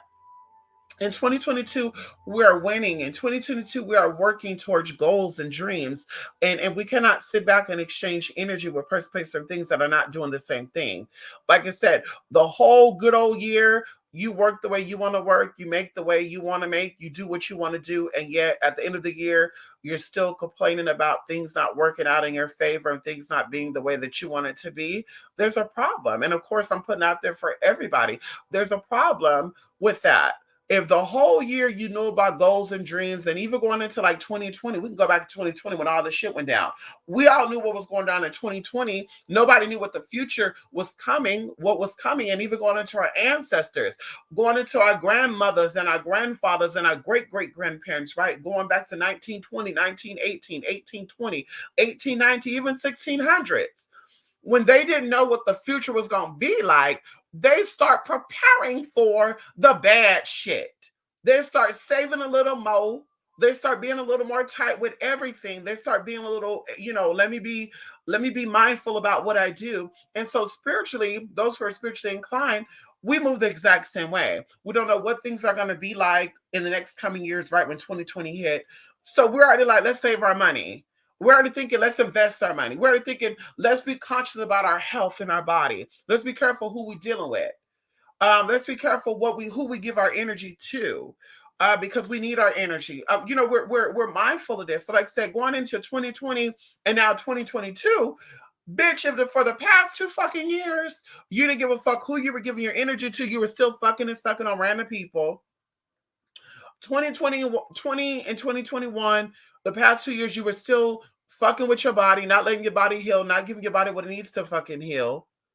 If 20 and 22, you want to still be mindful about who, what, when, why, and how, then it's like, bitch, you're not really that person that you say you are, for one. And for two, you don't really give a fuck about your future. And I cares about mine. So, like I said, I have to step back. And this is for everybody, this is not just for, a few people in particular. It's for everybody. I have to step back, I have to reevaluate, I have to stay on top of mine. I have to build and tear down and rebuild. And this is what everybody should be doing. You should be reevaluating your relationships. And like I said, you cannot tell people how to do their relationships, how to interact with people, but you also don't have to put up with the foolery. Okay, you don't got to pull up with the fake shit and oh girl, I was just about to call you, and oh girl, what's your number again, girl? I don't got that number, and girl, we in two different time zones. Mama, 3 years ago, we were in two different time zones. Going, you find it convenient to call me when you need to call me.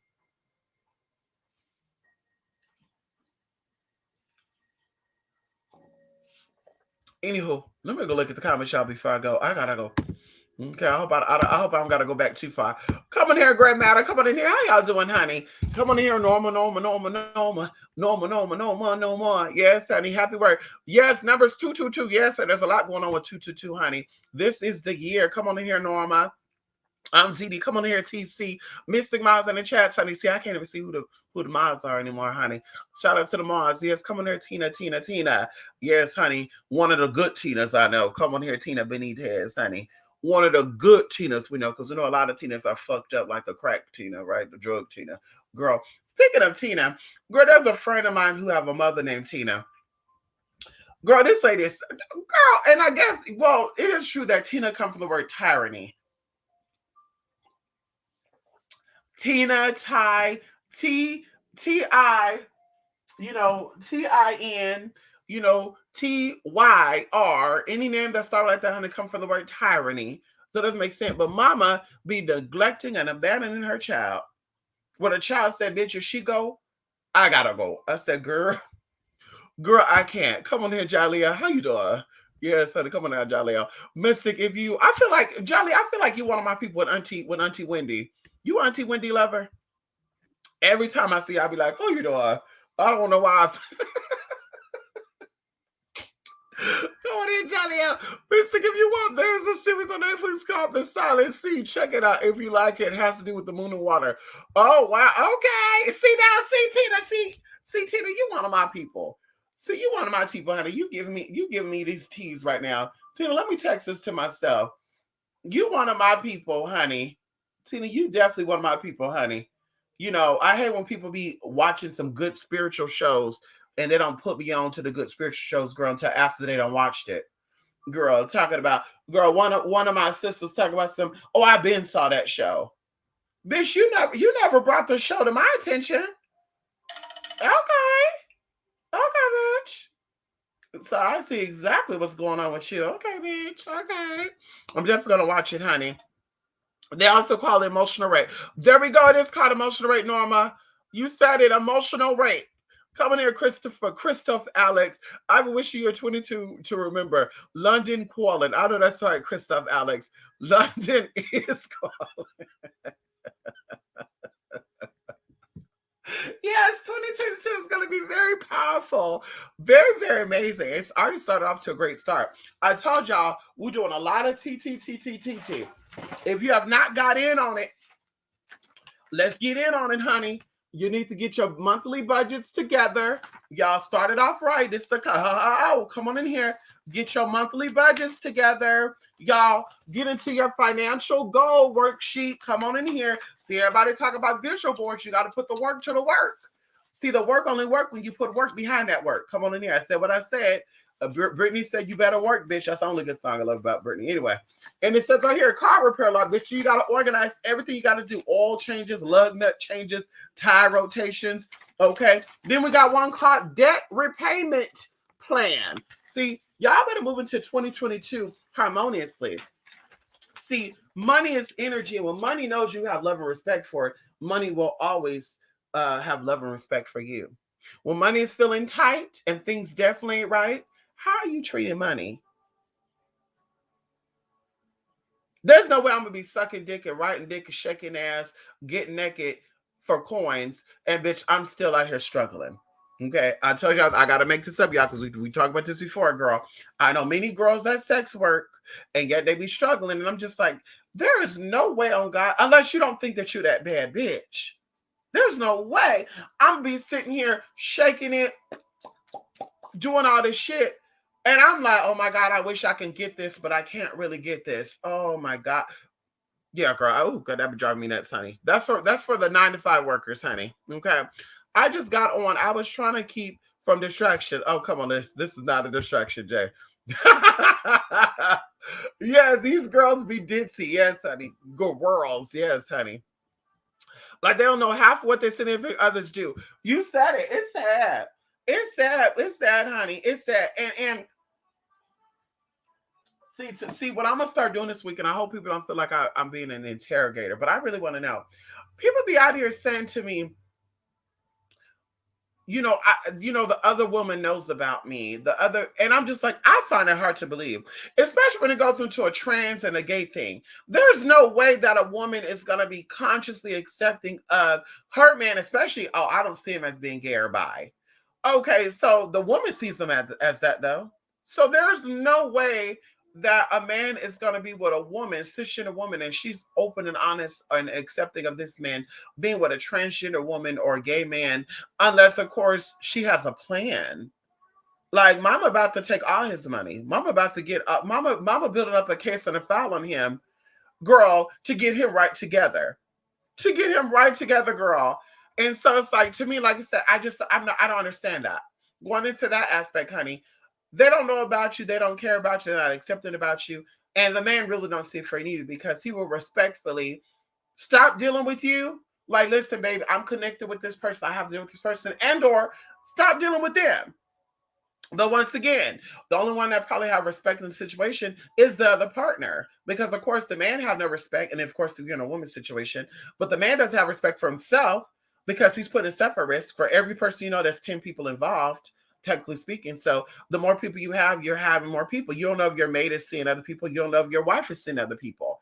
You don't know if the sideline is seeing other people. You don't know if the main chick's seeing other people. So that's why there's 20 people involved. Not to mention you. So 30 people involved. So that's already disease and STD and STI central anyway. But people going to, oh girl, like I said, I can't even just think about that girl. That's just a little too much, honey. But to think that there's girls out here that do not know what their man is doing, it's like, there is no way. There is no way you don't know that this man is out here doing A, B, C, D, F, G. There's no way. There's no way, honey. There's no way. No way. Mm-mm. There's no way, honey. Come on in here, grandmadam. Huda. Yes, honey. Tina. Yes, honey. Oh, wow, that's crazy while she was pregnant. Yeah, she was. Isn't that crazy? Motherfucker. Well, we talk about everything, grandmadam. You know how we do. I just got in, grandma. I barely know. I know that's right, honey. We talk about a whole bunch of tea, honey. Yes, go on back. Y'all see it. We talk about a lot of tea. Come on back. Come on in here. Yes, honey. Come on back. So basically, if they got married, that must mean the person they with isn't really the one. See, that's what I'm saying. I can't settle with you if you don't see yourself.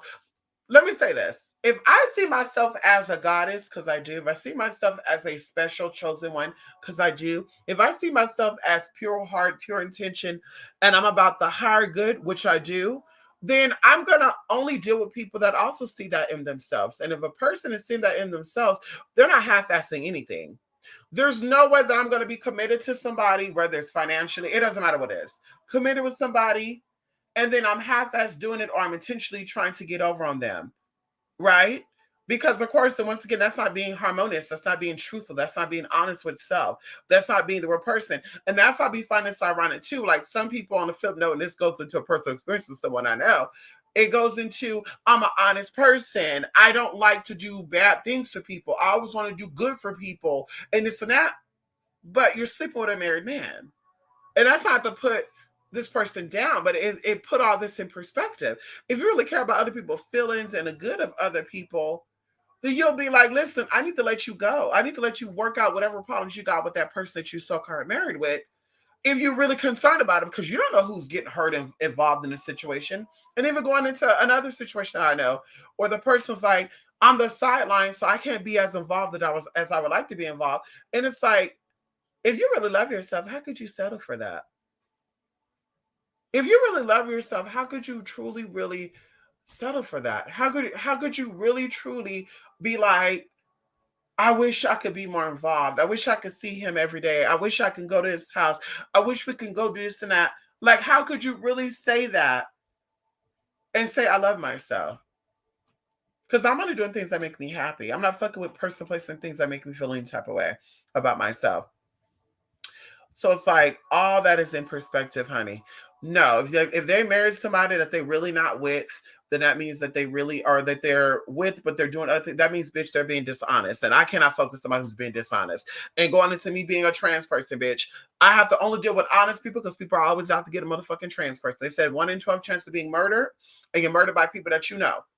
So me being a high risk an attacky, bitch, I'm not playing with somebody who don't love themselves, that can't respect themselves, and don't see me as an equal. And that's the thing too. If the man saw you as a goddess, or a man saw you as an equal woman, the man wouldn't treat you as a half-ass woman or a half-ass goddess.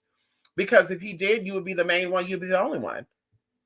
So it's like, bitch, me turning down other options and even going into money and stuff, like me turning down money, making opportunities and shit because of a man, like I did in the past. Like, no. And like I said, I've been there. Oh, I don't want to do that because my man felt uncomfortable. Going into me being an escort, a massage therapist. This guy, well, one of the guys and this guy that I just mentioned was like, are you fucking this man? No, I don't believe you. Ooh, ooh, ooh. So every time we talked, I had to deal with that. I had to deal with him. Well, are you fucking somebody today? And it's just like, I can't do that. Like, trust is very, very big. And also, even going into that too, like, I'm with somebody, I'm with you because I see you as the whole picture. Oh, honey, yeah, you're my man, but I feel like, and I know that AIDS is big. I know that HIV are big. We know that STDs like chlamydia, gonorrhea is big and it's real. Bitch, if you find one person you're gonna commit with, that man better be all your sexual appetite. That woman better be all your sexual appetite. If it's like, well, I love this person, but I still have hunger for other things, well, that's when you need to be single. Because you're putting that person at risk. And that person puts you at risk if they're fucking other people. Because more than likely they are. You get the intention or the idea to cheat on somebody, they're more than likely doing it too. So it's like now everybody mixing all these body fluids together. Now you're like, oh shit, I think I got something. And now he probably saying it, she probably saying it. And it's just like, honey, yeah. And then of course going into the lies, girl. Going into, like I said, I don't give a fuck who you are, bitch. Unless I know where you're at 24 hours, bitch, we're using condoms. Girl, going into it. I remember that one time, bitch, somebody had got something that I know. And he was like, I think my ex-wife brought it to me. And I had a deja vu with this too with somebody else's experience in the past 2 years. Can't remember if it was last year for that. And I was like, that sounds so familiar. Whereas, oh yeah, I think my wife brought me back something. I think she gave me something. And I was just like, really? And then the wife is like, you're not the only one he's talking to. He's talking to Erica, Jessica, Maria. He talking to another girl. He talking to somebody by the name of Damien. I'm like, wait, what? A boy too? So it's like, girl, trust it when I tell you, if the man or woman is married allegedly, but they want to have options, you're not the only option. You're not the only one. Just trust and believe that. You've been denied all day long about that. You're not the only one. If he had enough disrespect for himself to cheat on his wife, because he don't have to be with his wife, to cheat on his wife with you, then he have enough disrespect to also disrespect you. You're a sideline. Compared to somebody he's known for 20 years and he barely met you a year ago. Oh, girl, bye.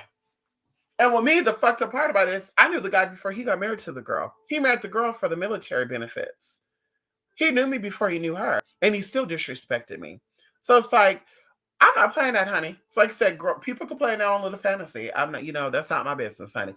But I'm not going to sit back and be a part of that fantasy. My man, my husband, my lover, my mother-in-law, my daughter-in-law, my brother-in-law, my sister-in-law. Girl, yeah, I'm not being a part of that fantasy, honey. Good, cute wishful thinking, though. Yeah, She's talking about and that she was with back in the day. Yes, come on there, come on. I know that's right. I know that's right, honey. Yes, honey. Oh snap, honey. Yes, come on there, Tina. Yes, honey. Yes, honey. Yes, honey. Come on in here, TC. Oh, look at TC. Look at all like a pimp. Oh, that's right, TC. Yes, honey. TC pimping it out, honey. Ow. Yes, honey. Just last night, I had to do some introspection about someone, or after someone tried calling me last night. I didn't answer, but I'm sitting on my. See, it's not crazy how energy works, Jay. Listen, energy is amazing. We have to always give trust to the universe. Trust into the universe. Another dream I told y'all the past 3 days. Once again, I'm starting my other detox today. By the way, that's why I'm drinking this tea. And I got my own little soups and beans and stuff cooking in there to preserve. Also made me a little tonic and tincture with oregano, lemon, ginger, turmeric, all from the root and shit, y'all. Add a little bit of honey in it, wildflower honey, whatever. So either way, going to another dream I had 2 days ago. So of course it was dark and the sky was a little color. And I'm in a vehicle that I'm driving. Okay, that's also very significant. When you're in a vehicle, that means something is moving. It literally represents changes are coming, and you are driving the changes. If you're driving, if you're the passenger of the car that's moving, that means that changes are coming, changes are happening, and you feel like things are going out of control. There's an accident, and you have no control over these experiences, right? So I'm driving, it's dark, and I hear something or someone that I know talking in the backseat of the car, and I didn't look because I'm driving. When I'm driving, I like to look around the road. I don't know about you all, but I've been driving for about 8 years now, and I still, when I drive, look at the rearview mirror, the side view mirrors every 15 seconds. You look at the road ahead of you, way ahead of you, directly ahead of you. Rearview mirror, side mirror, side mirror. You do it again. If you have passengers in a car, you maybe look back and check on them, make sure they're good. You ask them, you good, you good, you good, whatever. Maybe you're talking with them and make sure they're good. Because bitch, you don't want to be in a car. If something happened, you got to put a car over. Girl, you gotta, like my parents used to do. My grandma whoop somebody's ass because they play in the back seat. Let me pull this car over because I'm about to whoop your ass. Yeah. So anyway, in this dream, it's nighttime. And there's a higher power driving me because I'm driving this vehicle with very bright white lights. And there's the moon following me, girl. The moon is following me as I'm driving. And the voice I'm hearing stops. And immediately when the voice I hear stops, there's a dog that appears in the middle of the street. It was a tan colored dog. And I don't know about y'all, but it's so weird to me that spirit is always showing dogs to me in dreams when it comes to people that I love and people that I'm connected to. Of course, going into me being a dog person, I told y'all about dog DNA, Anubis being one of my spiritual ancestors. Anywho, we'll get up off of that.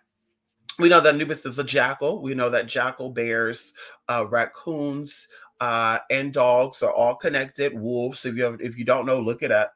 And so, anywho, so in this dream, it was a tan colored dog, and the voice that was in the car stopped. All of a sudden, the dog appears on the road, and I was gonna stop, but Spirit said, Spirit said, keep going. So I didn't run over the dog. I turned my wheel and went around the dog. Well, guess what? When I passed the dog up, I looked in the rearview mirror. The dog lift his head up to look at me. I'm looking back at the dog, and I'm like, bitch, you better get it. And I keep driving. All of a sudden, I wake up. Things started getting fuzzy, and I wake up. So, of course, like I said, it's one of the experiences that I had going into the spiritual awakening that I'm having and the things that are evolving and changing for me. And of course, we know what that was, how that was. And once again, Spirit telling me about certain people, certain things that I need to change. They're not respectful of my time, even going into last year. Y'all know this, and I tell y'all this time is very valuable to me. And who I give my time to, you got to be important. If I make time for you, because everybody, we make time for things that we love, right? We make time for things that we adore. And some people, I talk to some people more than I talk to my own motherfucking mother. And that's stopping. I already said that, bitch. That's stopping, honey. But yeah, so you make time for things you love. So I was just literally making time for people, and I literally gave people opportunities like, listen, do this, come here. No, no. Oh, no, I can't. Oh, I got to take care of my dogs and my cats. Oh, I can't. My mouth is hurting. Oh, I can't. My booty itching. Oh, I can't because I got a court case I got to do. Just all these excuses. And I'm just thinking to myself, like, how ironic is that? And then some of it switched to, well, how about I already went up there? How about you come down here? But I'm like, I'm not really convinced that you're bringing 100% to this friendship.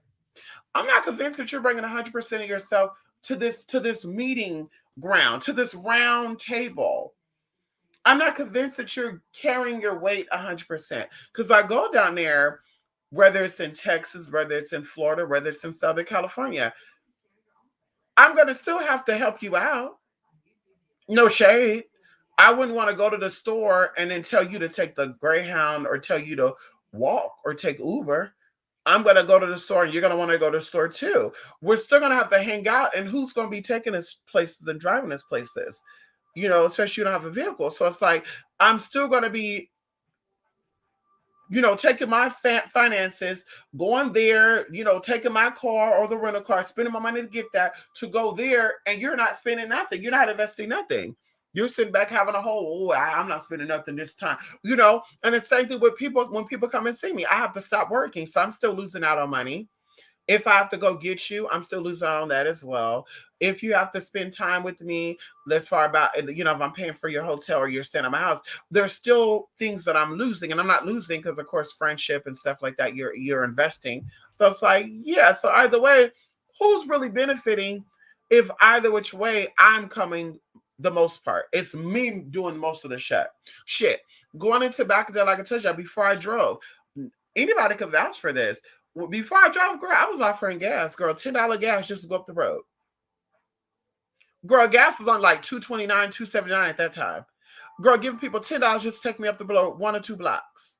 Bitch, $2 would have covered the gas for them to come and give and go back home, and they pocketed $8 motherfucking dollars. So it's like I was always giving, but not to even mention that. But I also didn't believe in, even when I learned about Uber and shit, bitch, I was taking Uber places to LA. I was taking Uber to past Sacramento. I was taking Uber to Las Vegas. I was taking Uber, girl, all over Bakersfield, like all over in California. I was taking Uber, and the largest Uber bill I had was $2,500. So it was like, I didn't believe in that whole, well, they're going to LA. Let me see if they can give me a ride to LA. Or, hey, I don't got a car to go, so I don't think I'm going to go. Oh, bitch, I worked. Oh, bitch, you girl, you best believe, bitch, if I think I'm that bitch, I'm that bitch. I'm that queen bitch. Somebody's going to give me what I need. The universe is going to open the door for me to get what I need. I believe in the universe. So it's like, yeah, bitch, listen, I'm going to get the money to go. But like I said, some people, oh, girl, I don't know if I want to spend the money on that. And of course, dealing with some people personally, they don't know if they said it consciously or they really said it out loud and they didn't know it. But going into experience that I had last year, the year before that, somebody was like, I could be spending this money on something else. And I'm just thinking to myself, like, honey, and while we're being together, I'm losing out on my $250 a day. Because I say I can't see clients when I'm with you. I can't do casework. And that's your round trip price. Oh, girl. I was like, oh, yeah, mama. And then I got to put miles on my vehicle. Okay. I said, yeah, honey. The oil change, the tires. I was like, oh, okay. People are not really wanting to invest. They're not really wanting to invest the way that I'm investing. So, bitch, that's when I started saying, maybe this friendship ain't really worth it. And I start backing down from people. Going into what we're going to be doing, like I said, in 2022, honey. If I don't feel like you carrying your weight, honey, I can't deal with you, girl. There's no tea, no shade with that. You want to spend your free time watching other people live out their dream instead of living out your dream, honey? Girl, I can't be with that, honey. Good luck with that, honey. Oh, shit. So isn't that crazy how energy works, Jay? Isn't that crazy? Yes, girl. Isn't it crazy, honey? Okay. Mom, what you doing? She put on my blanket, girl. Bella and Newbie's right here, y'all. They laying down, girl. We got the windows open, girl. It's the little cold up in here. Yes! Brokenness attract brokenness. That's what I said. When you love yourself, And I tell you this, I love myself. If I ever do anything to alter myself or do anything for myself, it's for my better good. Going into teeth work, me paying for my teeth work, right? It's for me, my greater good, my health, me doing what I want to do to better myself, right? So I'm constantly thinking about that. Once again, me being single, my peace of mind, my sanity.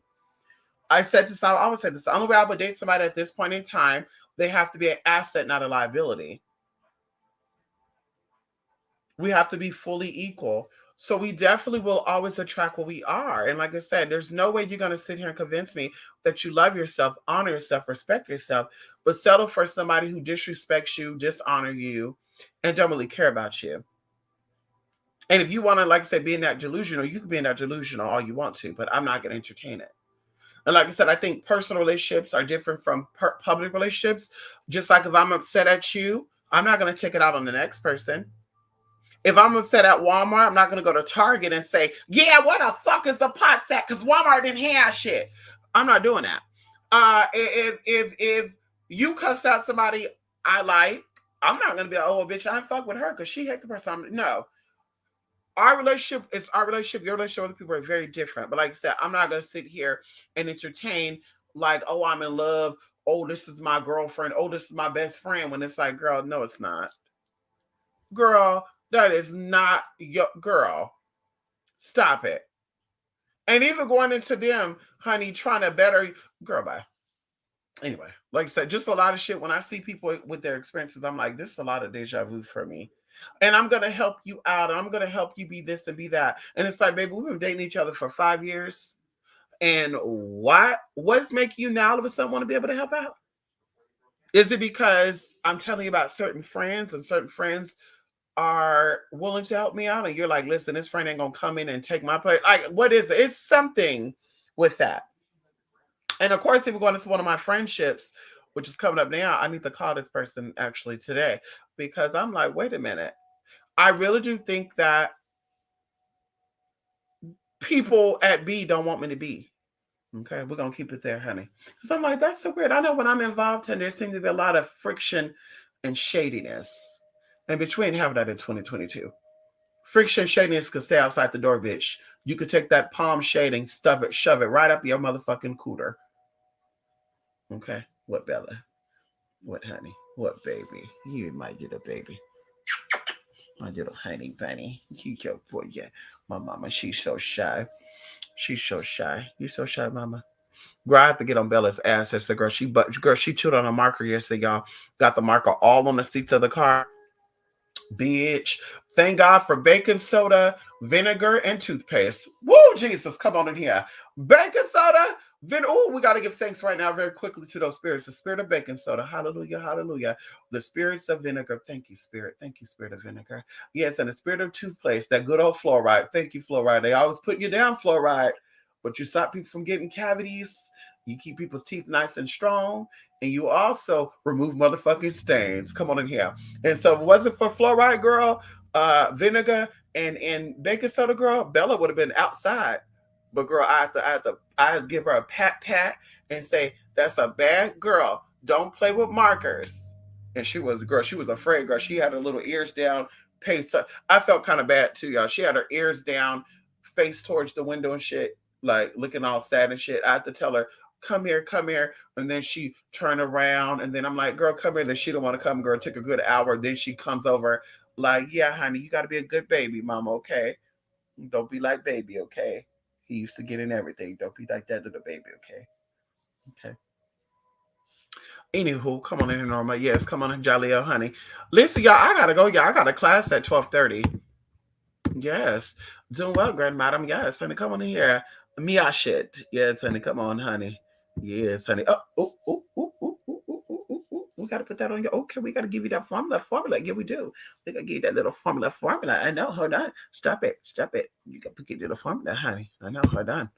The person I refer is always carrying drama and gossip to the table. How are we hanging out? I'm already thinking of going home. And see, and that's what I'm saying too. And this is no disrespect to anybody. I'm a business minded woman.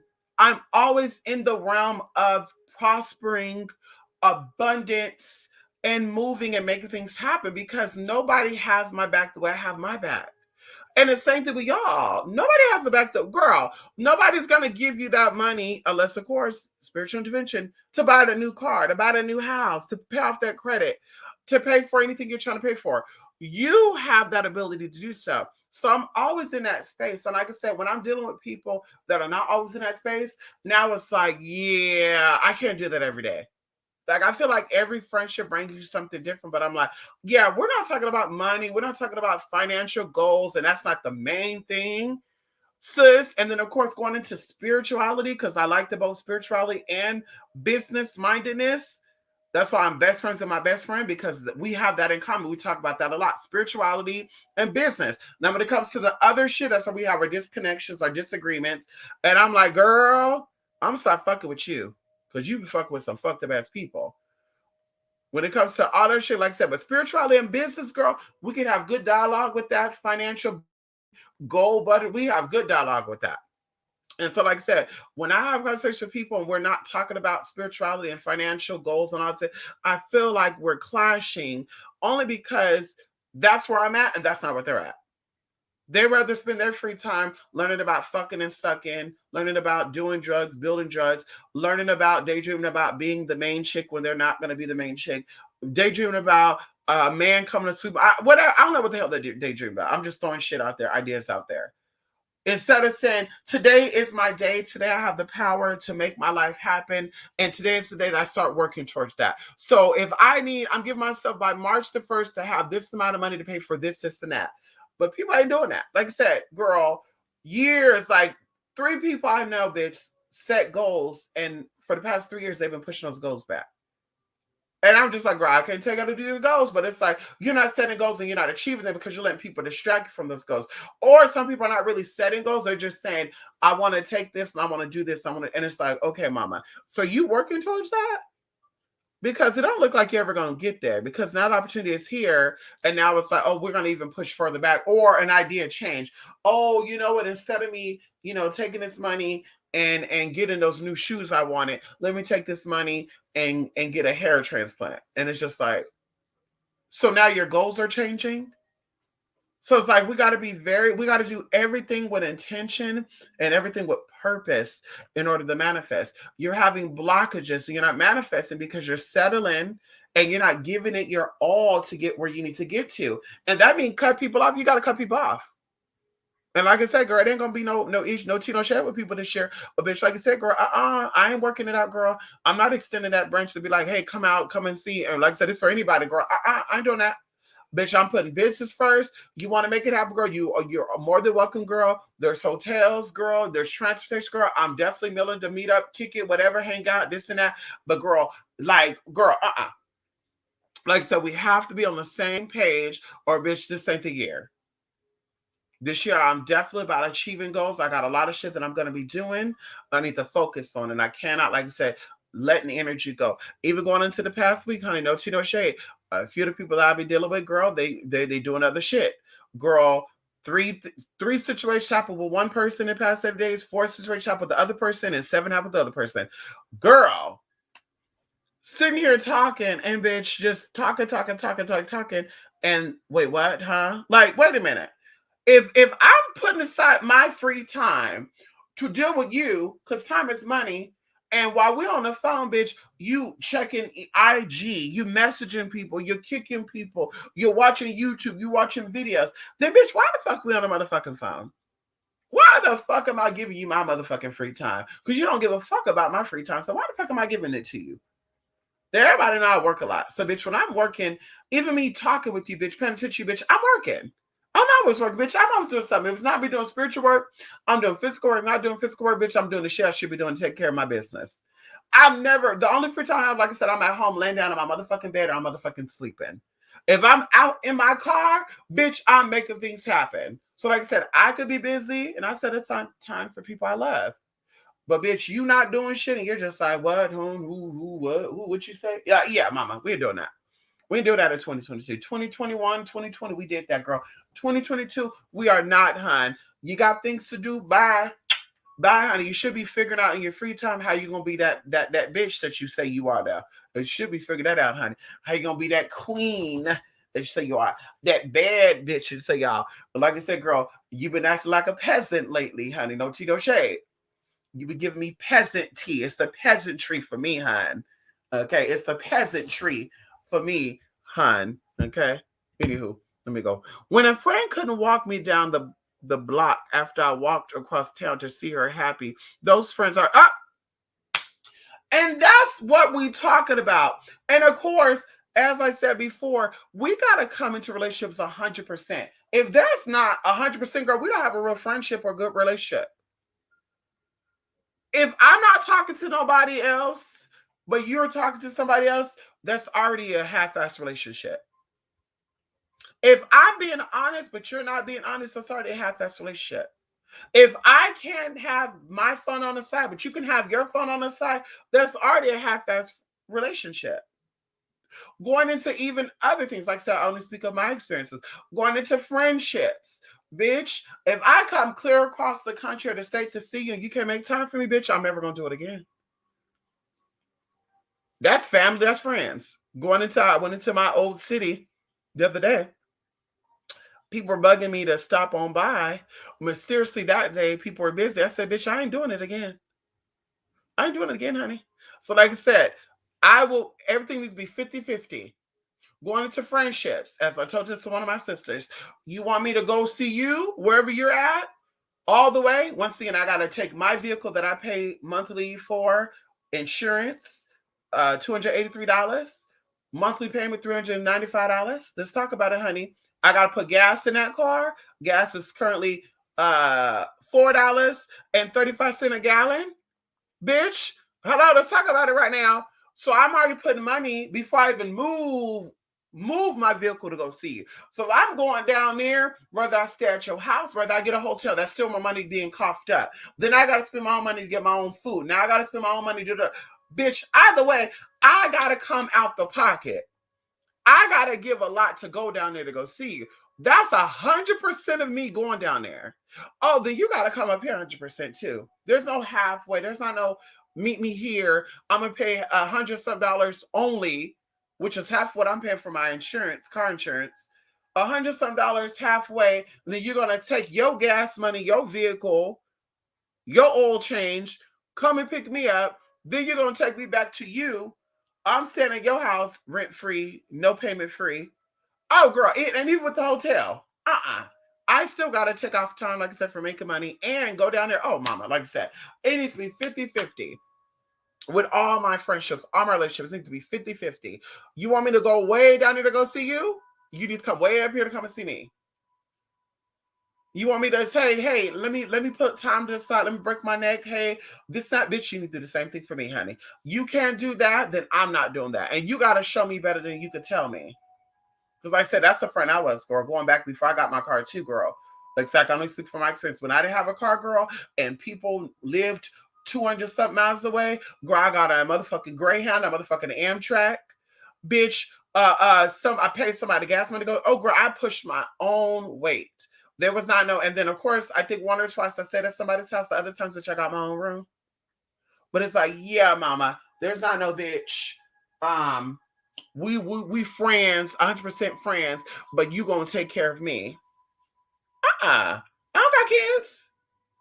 Like I said, bitch, you show me, I show you. You scratch my back, I scratch your back.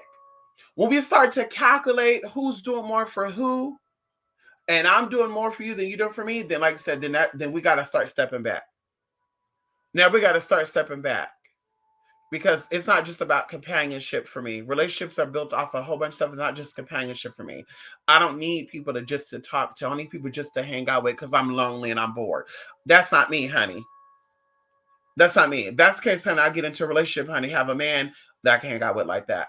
I'm in friendships, relationships, bitch, to learn shit from people, to get things from people, and they can get things from me. But don't think about, oh, girl, that's your opinion. I can't vibe with that. So why are we connected then? If I'm not seeing it from your point of view, you're not seeing it from my point of view on every single thing, right? Or we'll say 95% of things, it's like, then why are we connected like that? Because we do have some things in common, but it's like, why are we connected like that? And that's not anybody that I deal with personally. So it's like, yeah, mama, we're not doing that half shit in 2022, honey. We're not doing that just because I'm bored, just because you bored, just because I need a little bit of conversation right now. But you better talk to God. You better talk to Jesus, Buddha, Allah, whoever you talk to, Bahola. Yes, Jane, she was her best friend and sister. Sister. Oh, oh, I heard that, Tina. Let her go. That's the immediate cutoff. It sure is, honey. She gotta go. Yeah, it took me a minute to realize that it once it clicked, cut her off, no warning, because as an adult, if you're aware of your actions and don't try to change, you don't get exactly. And we all are aware of what we do. We all are. I had to ask one of my friends last year, do I come off a little harsh and rude? And she was like, no, but people will sometimes take it because you come across firm and stern. Yeah, that's how I grew up. That's how my mom gave it to us. There's no beat. Well, baby, honey, can you sit down for a minute? I got something I need to tell you. And although you might, no, girl, excuse me. Yeah, no, that's not gonna work out. Yeah, I don't want to rain on your parade, but yeah, that's not realistic. Or if they're saying it, bitch, I'm not gonna say nothing. We're gonna see if it happens. Okay, bitch, listen, it didn't happen. Listen, like you said 4 months ago, it did not happen. So realistically, it's not gonna happen. So it's like, yeah, no, ma'am. People who are aware of themselves, they know what they're doing, they're not going to get offended. Oh, bitch, maybe I did offend you if I said that. Oh, maybe I did do something incorrectly if I did that. Oh, maybe I did say something wrong. Okay, they're going to be, oh, and I want to apologize for that. But bitch, don't think about, yeah, bitch, I was cutting in on the way you dress. Yeah, I was cutting the way you act. Yes, I was cutting the way you talk. Yes, I was cutting this and that and this and that. Ooh, why did you? Oh, yeah. And you're not trying to apologize until I point it out. Then it's like, so you don't give a fuck. So you don't give a fuck. I don't give a fuck. So that you didn't apologize until I brought it to your attention on that. I'm not going to apologize until you bring it to my attention on that. Hello? Hello? Anybody there? Hello? Anyway, no marriage is no love, isn't it? That's right. It's fake. 100, 100, I'm 50, 50. Right. Somebody used to always say 50, 50, 50, 50. Relationships are 50, 50. No, they're not. They're 100, 100, honey. Because the percentage goes above 100 now. They say 200 percentage, 500%, 1,000%. Don't they say that? Look at that. 235%, 600%. And you're like, how the fuck is that even possible? 100% means pure, whole. Same thing, relationships and shit, bitch. I need you to be 100% there. And like I said, there's no offense to anybody or anything. I just learned that when people are not 100% loving of themselves, they're going to project that onto every single experience. So when you ask questions, you can't really get their truth because they don't see the truth. Like the glass they see is kind of broken. They don't see their reality through that glass, right? They're not seeing, yeah, there's a little bit of cloudiness there. They're not seeing it as that. They're seeing it as, bitch, everything's good. Want a good example? And I'm going to be done. We had a conversation, and oh, that'd be good to bring it up here. So, no, we're not going to do that because that might be a little, that might be a little too messy. Maybe after I talk with this person in particular, maybe I'll bring it up.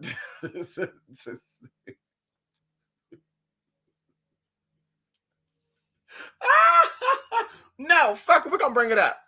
So I just want to know, just honest opinion from the people that are in here, okay? And of course, you don't have to hold back from me or anything because I just want to get some perspective. So, it if let's talk about this right now. So we had a conversation.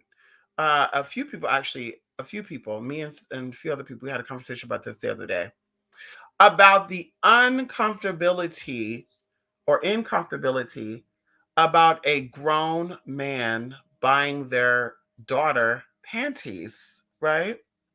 And we're not talking about spending the money to buy, like, babe, pick out your panties. We're talking about you go to the store, buy your daughter some panties, teenage daughter, and say, babe, here's some panties for you. I think that's a little weird. I think that's a little questionable. And of course, two of the other people I talked to also said it's questionable. And of course, I'm not going to tell y'all why until after the fact. But I do think that's quite questionable.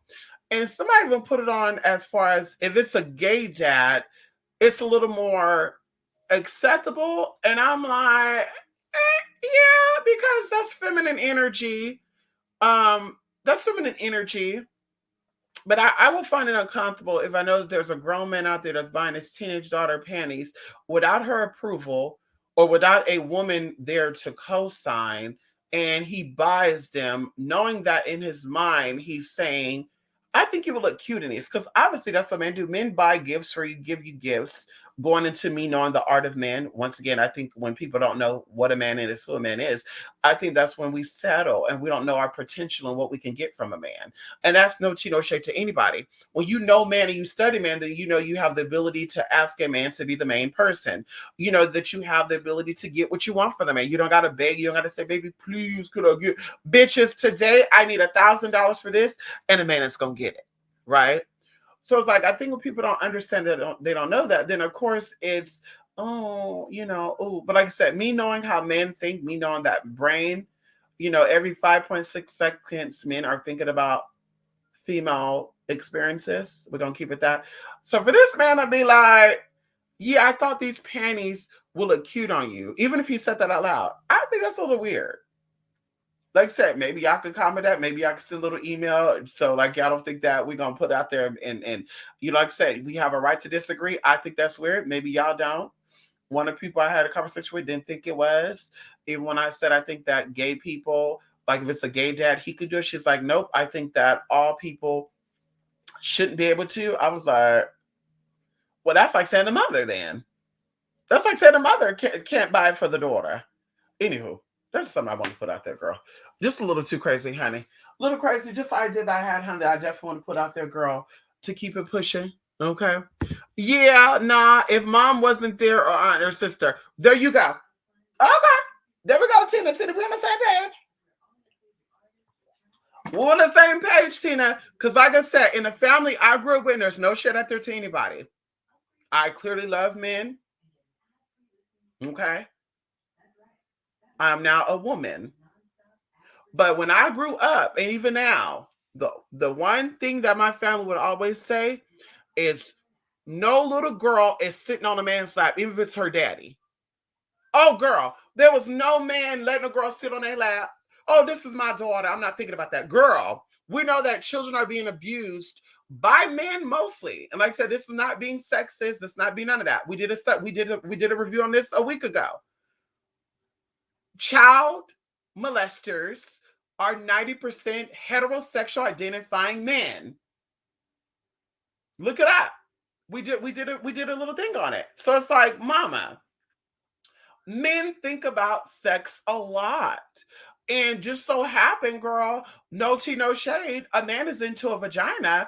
Bitch, I'm not comfortable with a man dealing with a young girl by himself. I'm not comfortable with that. I don't have any trauma. I never experienced any trauma.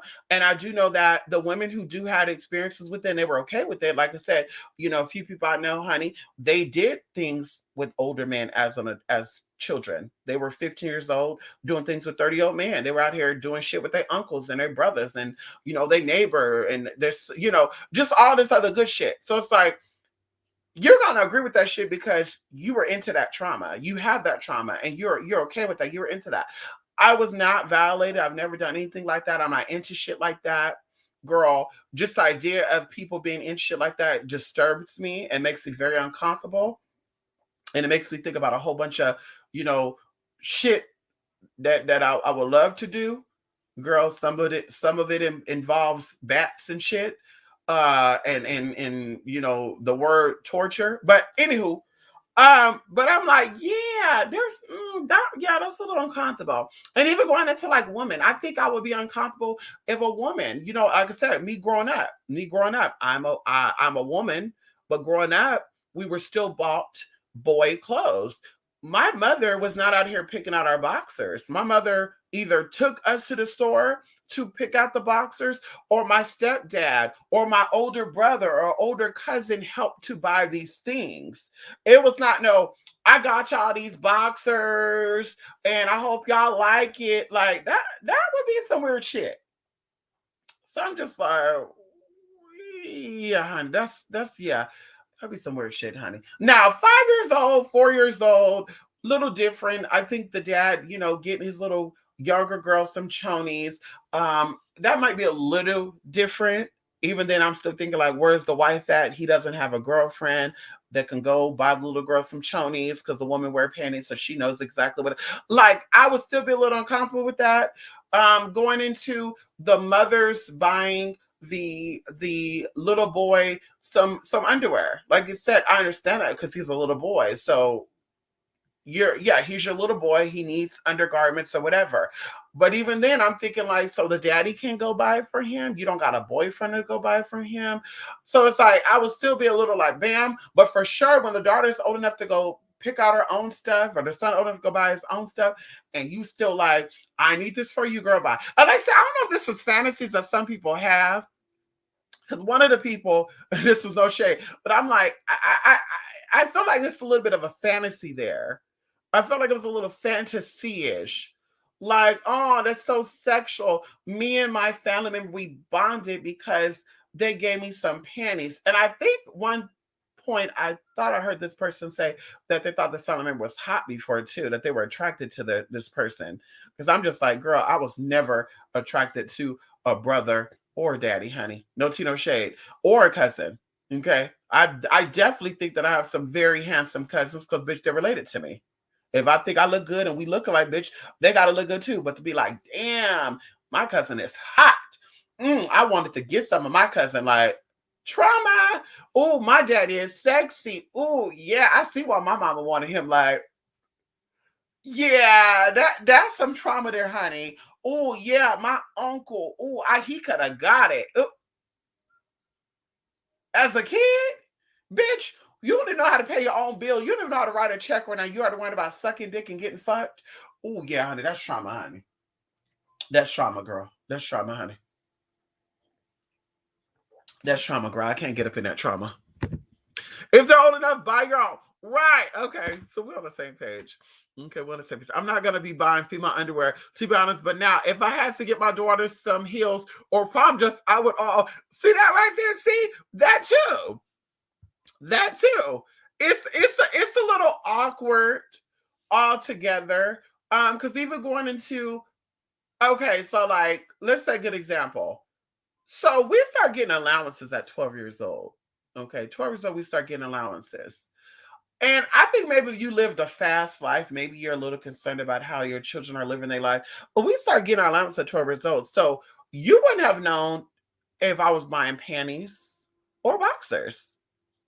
You wouldn't have known that. My mom wouldn't know that unless she was doing laundry. But at 12 years old, I was doing my own laundry. Let's talk about it for a minute. At 15 years old, I was doing my own laundry. 16. Okay, let's talk about it. I moved out at 17 and a half. So it's like at these ages, we're old enough to buy our own shit. We got our own money to buy our own shit too. Ain't no parent dictating what their kids are wearing at that age. Like clothes wise, yeah, because you're seeing their clothes. Bitch, yes. Bitch, why you wearing that hot ass outfit? Why the fuck you wearing that? Because bitch, that could be dressed up to the nines with jeans on and tank top on and get to this man's house or this boy's house and got on a sexy ass bustier and some sexy ass panties. So the dressing on the outside don't have to do with it. The inside does do, but like I said, you can't see that. At, like I said, 12, 13, 14, these people are young men and young women. Let them have their own individual. Let them do what they're doing. Like I said, that whole trying to dictate, that's a little scary too. That's a little questionable too, honey. Like, wait a minute. You really concerned about what they're wearing as if like you're gonna be seeing it with it all? Like, yeah.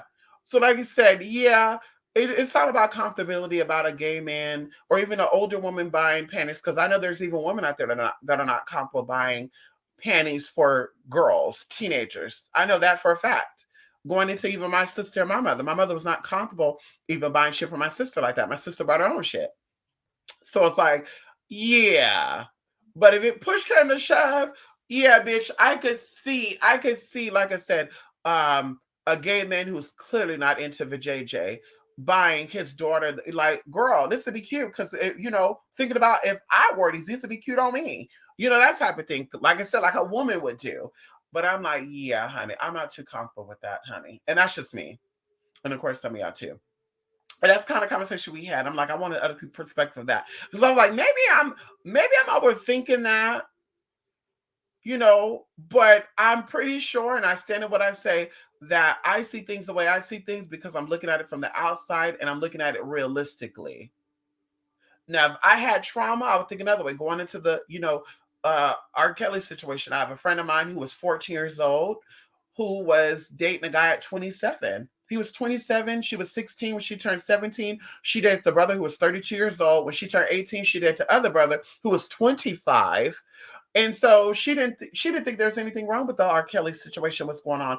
And I'm just like, well, we can't debate and fight about that because, Mama, you were a part of that.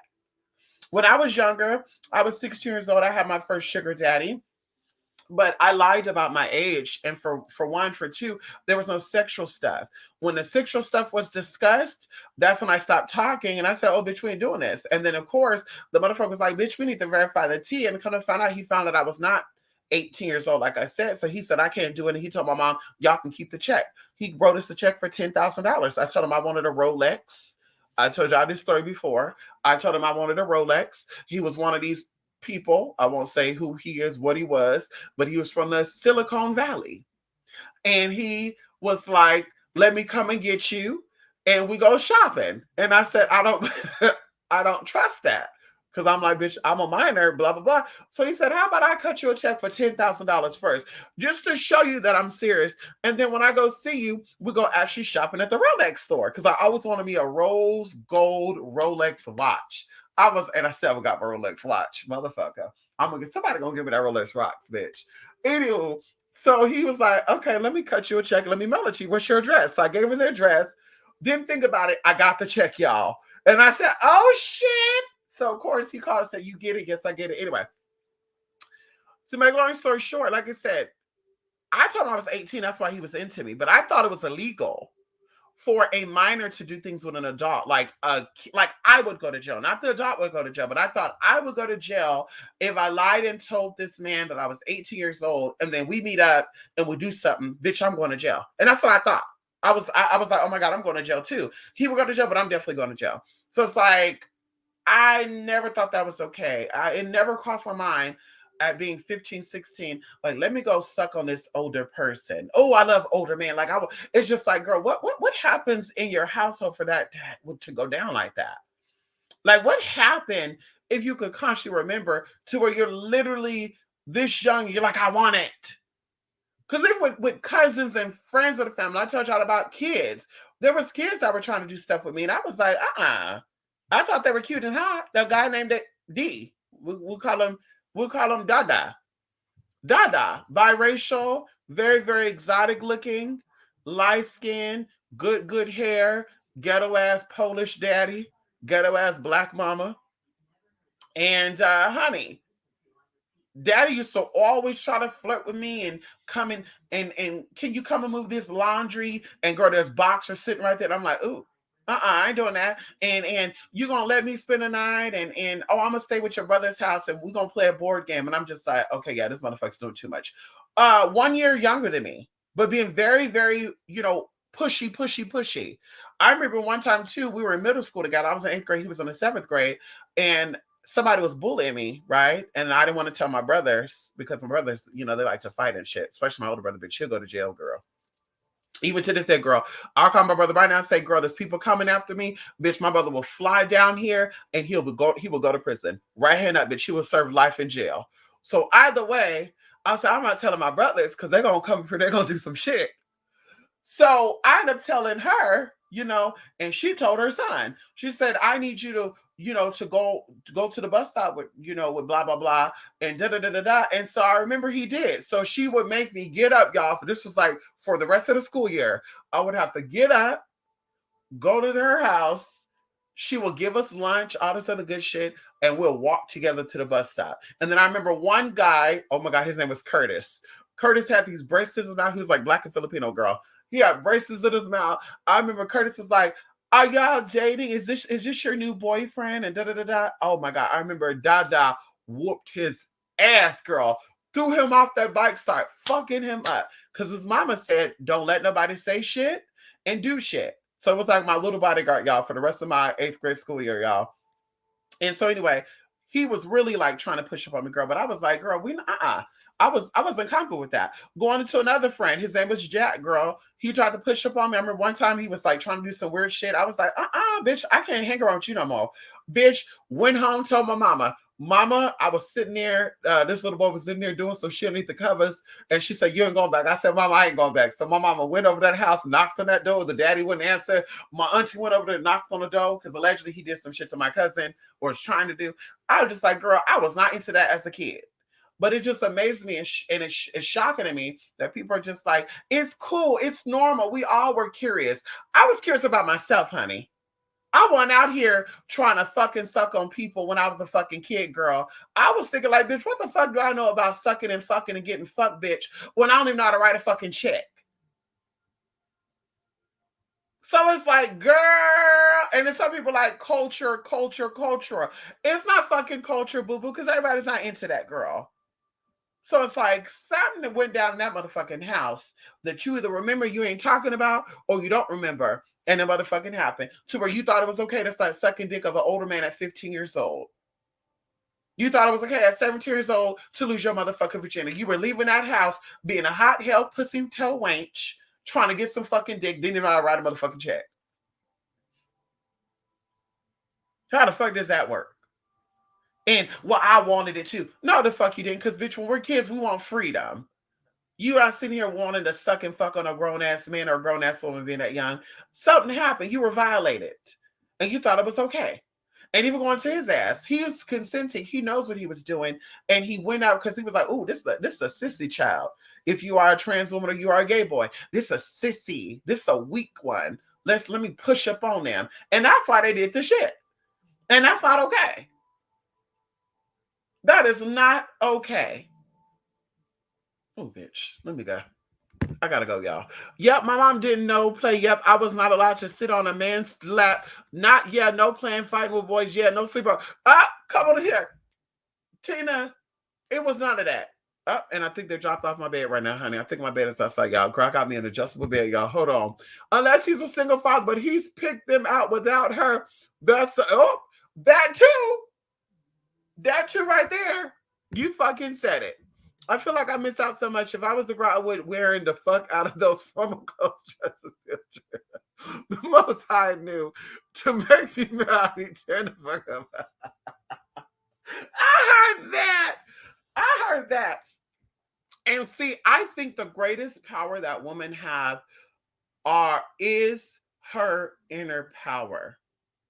See, from a male perspective, we think that it's the external. And there's no shade out there to anybody.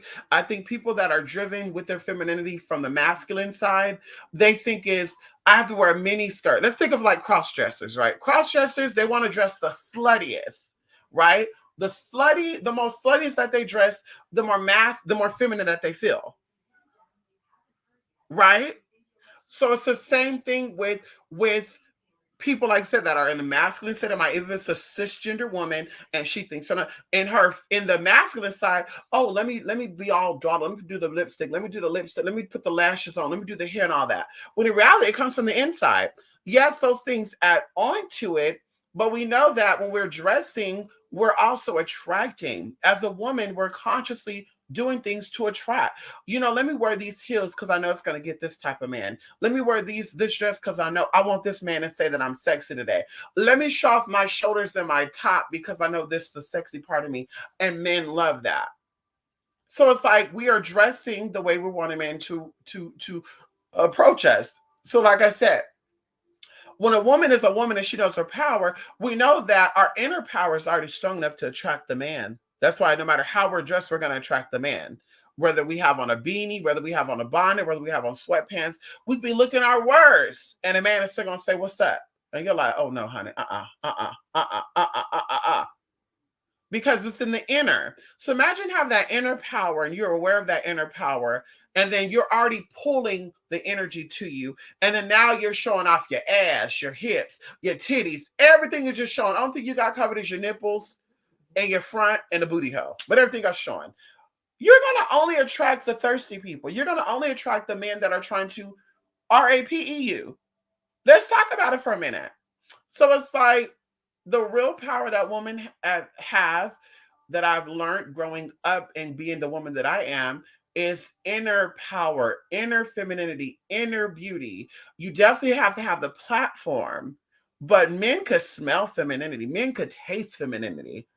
Men know when poom poom enter the room, okay? Men know when puss have come in the room. He knows that. So you don't have to be loud with it. And well, I'm not convinced that I'm a woman, so I gotta show the world I'm a woman. Let me show my titties off a little more. Why do you think prostitutes dress like that? Prostitutes have to reveal everything. Well, just in case he's not seeing my titties, let's make him really look. Just in case he's not seeing my ass or my coochie, let's wear some coochie cutters. Or let's wear some low-rise robes. And then wear some heels so for sure when I step in, they can see me. So it's like this where all this go into play. So, like I said, that is the greatest thing for me. That the inner power.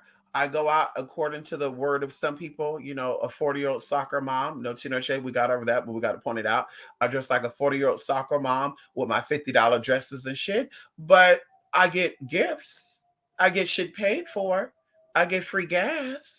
If I say I want to buy me a bed, I'm going to get the money to buy that bed. I get men and women, whether they're racist or not, compliment and say, wow, you look good today. Now, no, can I fuck? Can I suck? What those lips do, girl? Now, some people still do that. Ooh, I saw you in that sundress, girl. That ass was shaking. I wanted to taste some of that. Yeah, that's very little. But most part, wow, I have to say, you look very classy. Wow, your parents taught you well. Yeah, I respect you because you're dressed like a queen, queen, queen. Girl, a couple of months ago, and we're going to be done with this.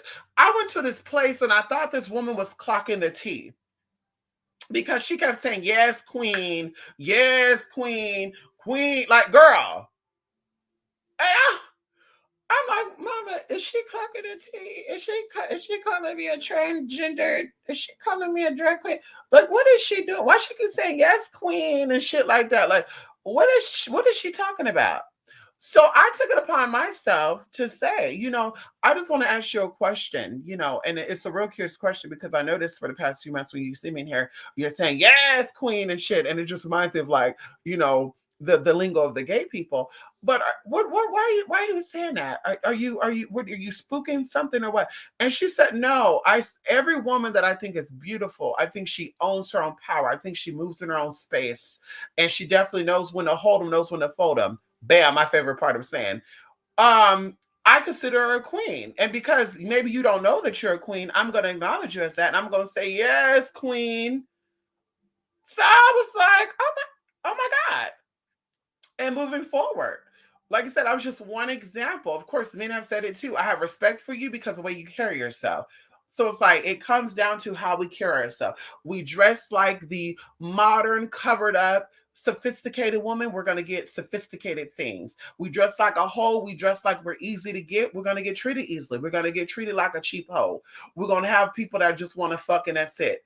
When they only want to fuck, they're going to call you. When they don't want to fuck, they're not going to call you. When you dress like you something, you present like you're something. Now people want to deal with you outside of the sexual stuff. Now you built friendship with people. Now you don't have to blackmail people to get them to come around. Now you don't got to say, bitch, you better come around. I'm going to expose. Yeah, honey, they're going to want to come around. And you start attracting higher people.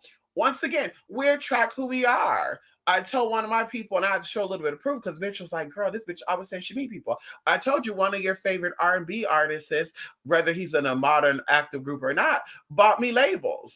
He bought me some Coach bags and shit. Going into one of y'all bought me a Gucci bag and a Gucci purse and excuse me, a Louis Vuitton bag, Louis wallet, Louis perfume, and going a whole bunch of shit. Now I want some Versace shit. But either way, I know the bitch was like, girl, how does somebody randomly send this to this bitch?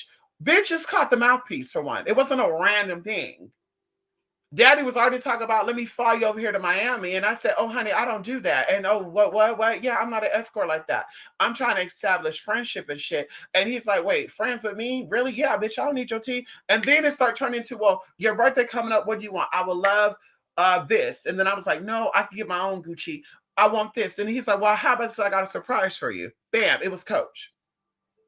Going into fast forwarding, someone I recently connected to, a well-known DJ, honey, just so happened in my neighborhood. Once again, wasn't looking, By the grace of God, right hand up, minding my business, doing my thing. Like I told you, I live in a very open area, diverse area. There's some wealthy people, middle class, and you got some poor people. The poor people are the people that are, I guess you would call them low class.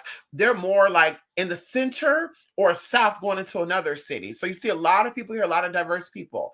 This person in particular, once again, I don't know people like that. I hear people, but I don't know people like that. I'm minding my business, going shopping at one of these little markets, and the person just started talking to me. Now, I'm kind of trying to ignore this person, but the person just talking to me. And I'm just like, okay, well, I guess if he keeps talking, I guess I'm going to talk too. So I was like, okay, yeah, I saw everything. Yeah, I'm trying to detox my body. What do you do? I could tell you about your money. I'm like, but I'm not an escort or prostitute. And he's like, I didn't say that. Okay, yeah, I'm about my money. I'm about that. Okay, bam. Fast forwarding, all of a sudden he's like, what's your snap? I give him my snap. What's your snap? I'll add you right now. He added me. And I'm sitting here looking like, what does this guy do? Because he never posts a story, right? It's an empty profile, but he never posts a story. So we're just talking, and a whole bunch of shit happened. We're talking.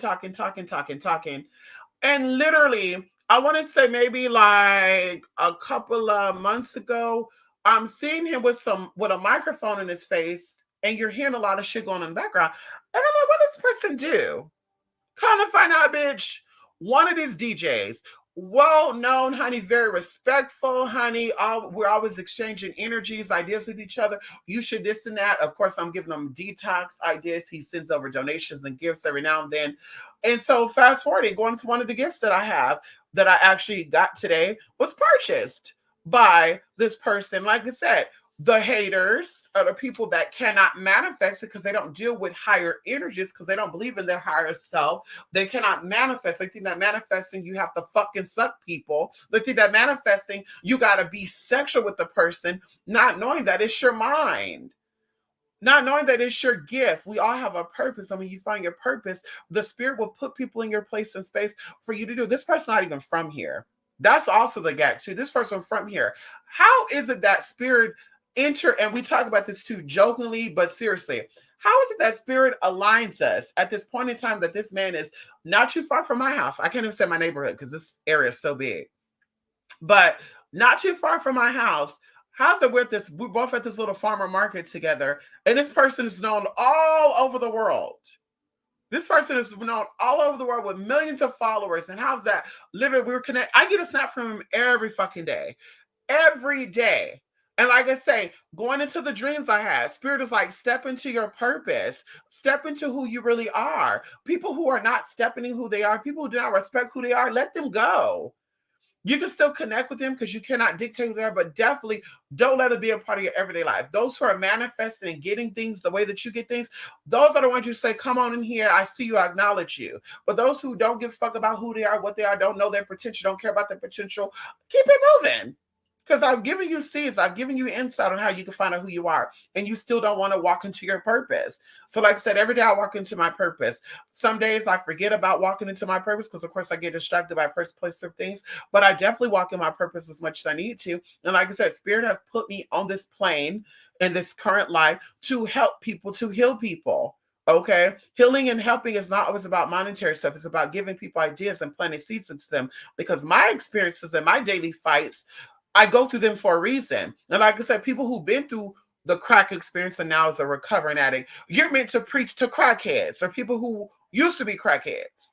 People like me who never had to go through that, I can also preach to those people, but they're going to feel like, but you don't understand what I've been through because you were never a crackhead. But you don't know the fight with that is in me. The same thing that caused you to do crack, you don't know if I experienced that, and every fucking day I'm fighting with that and saying, bitch, I'm not going to do it. I'm not going to do it. I'm not going to do it because I know that I have a purpose. You don't know what I'm sitting here saying. I'm devoting myself to spirit, allowing spirit to work through me and work for me. And I thank you, spirit. You don't know my everyday struggle. You know every girl how I want to pick up a cigarette and light a cigarette, but you don't know me saying, bitch, spirit, I know that you're gonna be my cigarette. You're gonna be my nicotine. You don't know if I want to pick up a bottle, want to, pour me a little something, or drink the whole fucking bottle. But spirit step in and say, bitch, let me be the liquor. Let me be your wine. Let me relax you. Let me unwind you. You don't know that. So it's like for me, my stories is my stories. And like I said, I'm always walking in my purpose and I'm always seeking more opportunities to help more of my purpose to unfold. And person, place, or things want to stand in the way of that. And like I said, you gotta let them go. You gotta let them go. And so, like I said, when you walk in your purpose and you do what you're supposed to be doing, the spirits that you believe in, that you venerate, and you connect with, going into ancestors too, will always make a way out of no way. They will always make a way where you're just like, this is unbelievable to me. How did I experience this? And that's always been my life. That's always been my life. Even going into the number that I'm connected to, according to the zodiac, the day that I was born on, people that are born into my sign are supposed to have bad luck. People who are born into my number are supposed to have bad luck. We're not supposed to have luck with money, health, and none of that. We're supposed to be miserable ass, bummy ass people. But because I know a higher power, but because I know my chart, and because I know numbers and the power of intuition and the power of intention, I say consciously, today is going to be a good day, and today I'm going to manifest all that the universe has in store for me, and I'm going to continue to work towards my motherfucker goal. And that's what happens. So all this shit starts shifting. Oh, think about I'm meant to have bad luck, and I was born into bad luck, and nobody loved me, and I was a crack baby, and my mama wasn't there for me. My daddy didn't give a fuck about me. My daddy let me get this, and I was touched by this, and my uncle did this to me, and my mama abandoned me, and my daddy neglected me, and my daddy told me this, and my sister told me this, and my grandmama told me this, and I lost my mama, I lost my daddy, and this and that, boo boo. All these little obstacles and little crutch that we're putting in the way of us getting to where we get to, it's going to keep us trapped. And we're going to be fucking 35, 40 years old still saying, I wish I would have. Why did not do it? And like I said, it's even funny, people like, I'm healed. I'm working on the healing. Bitch, no, you're definitely working on the healing, but you're not healed. Because you will be manifesting a different man if you were healed. If the trauma you had as a kid, you would not be dealing with the man you're dealing with or the friend you're dealing with. You would definitely let those friends go. If the trauma that you had as a childhood with your dad or your mother was good, then you would not be having bad relationships with men. You understand everything's an equal exchange. I think you're beautiful, mom. I think you're sexy. You think I'm beautiful and I'm sexy, then help take care of me then. Because I'm definitely a working bitch, but bitch, words only go so far. I think you're beautiful and hot and I want to fuck. Well, listen, sex don't get me nowhere, bitch. I think you're beautiful and sexy and I think you can help me. I can help me clear up my $8,000 of student loans that I want to get rid of in the next month. Help me get rid of that. Bitch, fuck that bullshit. I want a thug. Well, listen, go use your hand then, bitch, because I'm not that one. That you want to call me you my girlfriend, you my mate, you my wifey. Can you show it? Because I mean, I shouldn't have to want for nothing then, babe.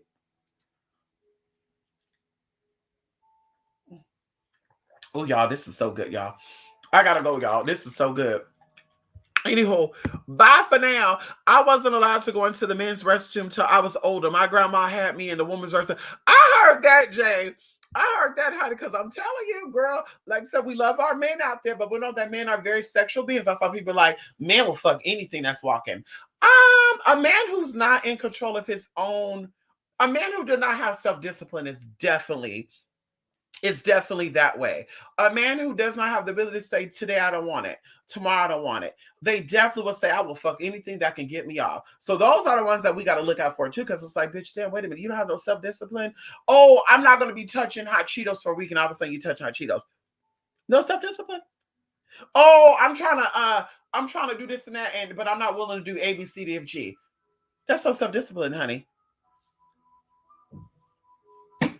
Oh, y'all. This is green tea, jasmine orange green tea, and ginger turmeric something tea, y'all, with wildflower honey, y'all. It's so good. We're gonna have one more cup too before I get into this class, y'all. I gotta go rinse this off, y'all. I gotta call my student. I told her 12:30. I don't know if she emailed me back. Let me see. Oh, I'm getting a little happy, honey, right now. Let's see. Okay. Deliver. Oh, right there. Okay, y'all. I gotta go out there, y'all. I gotta go out there. Okay, I gotta go out there. My bed is out there, y'all. Oh. Mm, mm.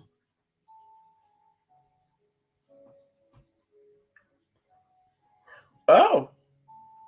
Speaking of student loans, I got a voicemail for somebody at 11:03 said, "Hi, my name is Danielle with the Student Loan Forgiveness Center. I was giving you a quick call because I'm reviewing your student loan. profile, and it looks like there's been some pretty big change to the federal student loan program recently. When you have a moment, give me a call back. I would like to discuss your possible options with you while the programs are still available. It's urgent that you return my call to complete your application prior to resuming payments. If you could call me at 1-800 da da da da da da da da. Mm, my student loans might be cleared out. And then also I got an email from my student loan department right here saying we have extended your federal student loan flexibilities. Click here to view this email as a webpage. Federal student loan payment pause at 0% interest rate has been extended through May 1st, 2022. Come on in here, Jesus. Oh my God, y'all, I'm about to do a praise dance to give one of my spirits some little offers right now, honey.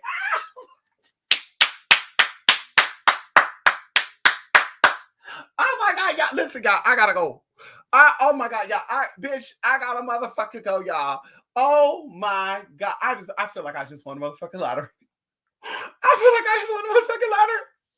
It's up, man, 2022. Bitch, I gotta go. I gotta pay off that shit, y'all. I went from 68. Oh, girl. Oh, I gotta give a testimony.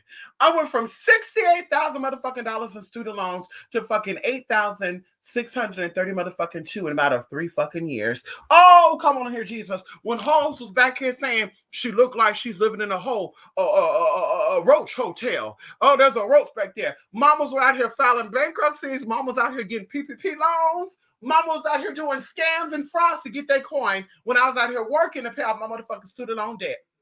Because I got money from the government to better my education. And bitch, I have to pay back my motherfucking debt to society. And that's what I said right there too. When you become a student and that's your debt and not a motherfucking criminal. Come on in here, girl. I went to Penn State, not penitentiary, bitch. Come on in here. Hello? Bitch, let's talk about it for a minute. I gotta go, y'all. Listen, I gotta celebrate, bitch. I gotta celebrate. Yes, honey, come on in here. I know it's like the mystic archetype. Yes, come on in. We give our praise on our God. Girl, we got some new changes coming in 2022, y'all. We got some new changes, honey, here. We got some new motherfucking changes. The president of alchemy is here. The spirits are here to make some changes, and this is confirmation, reiteration. Oh, come on in here, y'all. Listen, I gotta go, y'all. I'm so happy. Come on here, I'm DD. Yes, June 13th, my mom thought hers was bad luck. I'm like, no, mom, that's powerful. I know that's right, honey. Listen, it's all about our mind, honey. Love and light. It's always about our mind, honey. Yes, honey, I love it too, Jay. Jay, listen, Jay, I could throw this motherfucking phone. Jay, I could throw this motherfucking phone at the motherfucking right now. Today is a good day. Today is Thursday. I got my bed outside. I gotta go get down up in here, girl. They knocking and knocking and knocking. I gotta go let them in, girl. Let's burn that bed up in here, girl. And then of course, bitch, I got my student loan forgiveness extended till May fucking 2022, bitch. And then I got my bitch. Oh, I gotta go celebrate, y'all.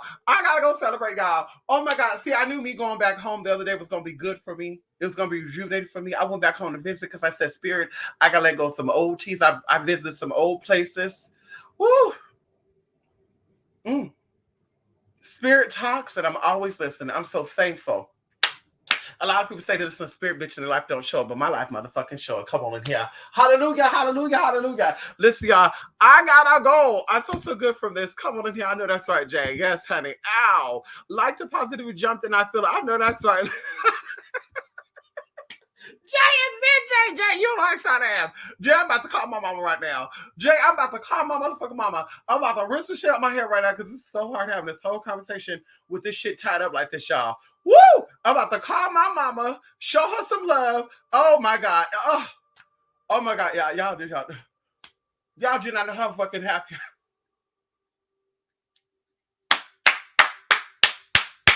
Bitch! I gotta go, y'all.